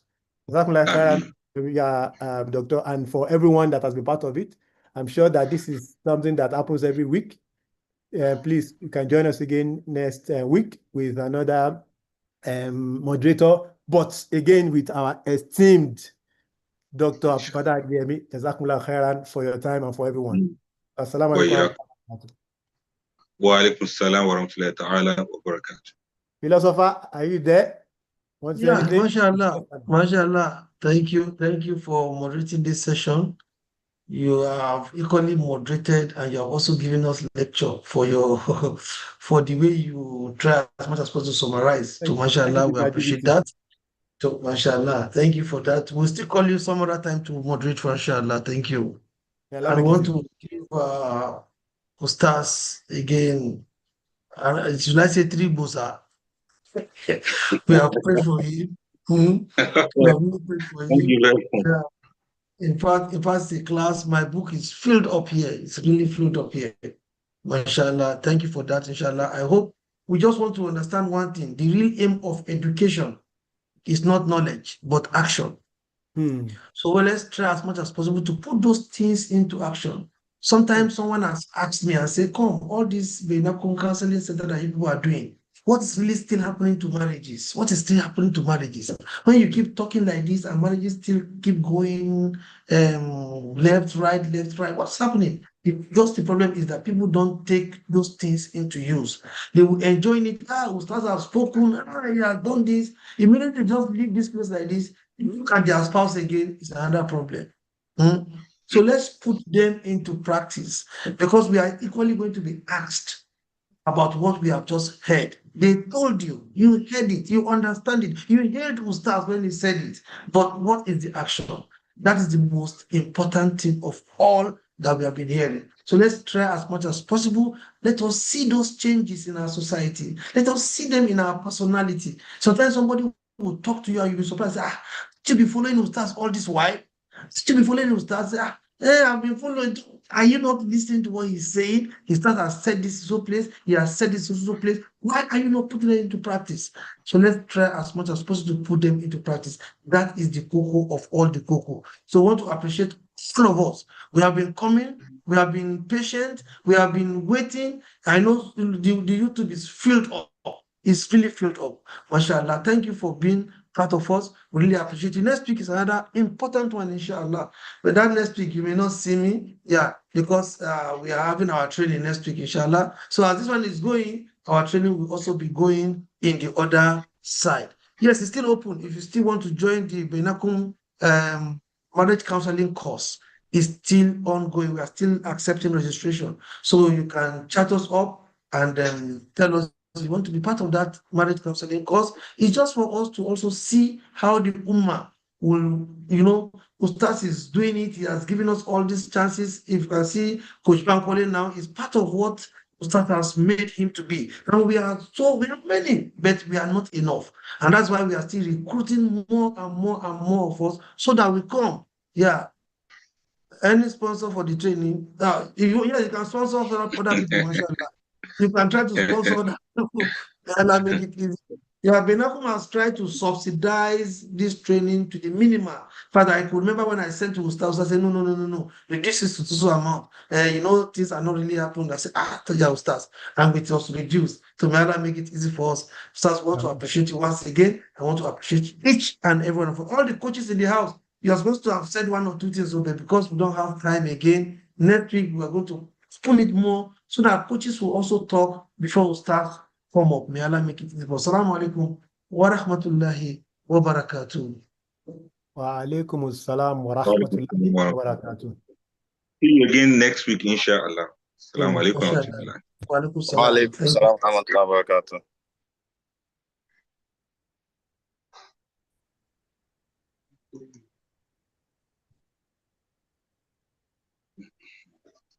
Just put end screen. End video first. So you recording, sorry. Make sure you end the recording before. How do you do it? The recording. Yeah, it's in your hand. Just stop it. Just stop it. Just click the stop. Somebody showed me before I could start it. I don't even. That's what I said the other time. Just go down. You see the recording. Press it again. I can't see recording. Maybe more. Okay. Yes. I can see more now. Stop recording. No. Yes. Mashallah. Nah. Thank you. Yes. Jimmy Jack. Jimmy Jack, thank you. Assalamu alaikum wa rahmatullahi wa barakatuh. Wa alaikum salam wa barakatuh. All right, thank you, Jimmy Jack. Abdullah, you're still here. Abdulfatah, Abdul Fatima, mashallah. Ajijola Saidat, you're welcome. Alamin, Amina, Ariogo, Habib, Adeola, Bashir Mardiya, Bass Queen. Mashallah, we didn't hear Bass Queen's voice today. All right. Balkis Fasasi, you're welcome, Dr. Maria. Wa alaikum warahmatullahi wabarakatuh, philosopher. Wa alaikum salam. We didn't hear your voice today. So that's good, mashallah. Dr. Sadiq Rashida.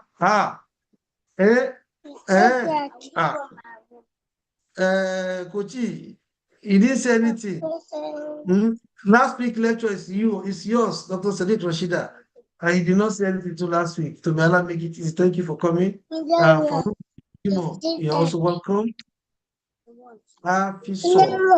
Mashallah, you're welcome too. I see Yusuf, I see Wakil Makinde, I see Ummi Ati Kida, I see Shukrat Aditupe, I see Shukrat iPhone, I see Sani Alpha, I see Saliat Dola, mashallah, Sakina Assalamu Saeed. alaikum. MashaAllah. Wa alaikum salam. Jimmy Jack. All right. You're welcome, Thank sir. you very much. Thank you, Jazakallah sir. khair. Wayak. MashaAllah. Merci, Nafisat Durotimi. MashaAllah. You're welcome. Who else again is here that I did not mention? I see Sulfat Digital World. I see Zenira. MashaAllah. Zainab Ahmed Muyi. You're welcome. Salam. MashaAllah. Oh, Sulaiman. Sulaiman. MashaAllah. You're welcome. Give me. Oh, MashaAllah. Thank you for everybody. I really appreciate you. Welcome, MashaAllah. Assalamu alaikum. Oh, yeah, give me everything. This one is still recorded. Are you sure you heard this recording? Hamza, go and bring your own. No, leave it. Hamza T, go and bring your own there. Hamza C, go and bring your own. Assalamu alaikum.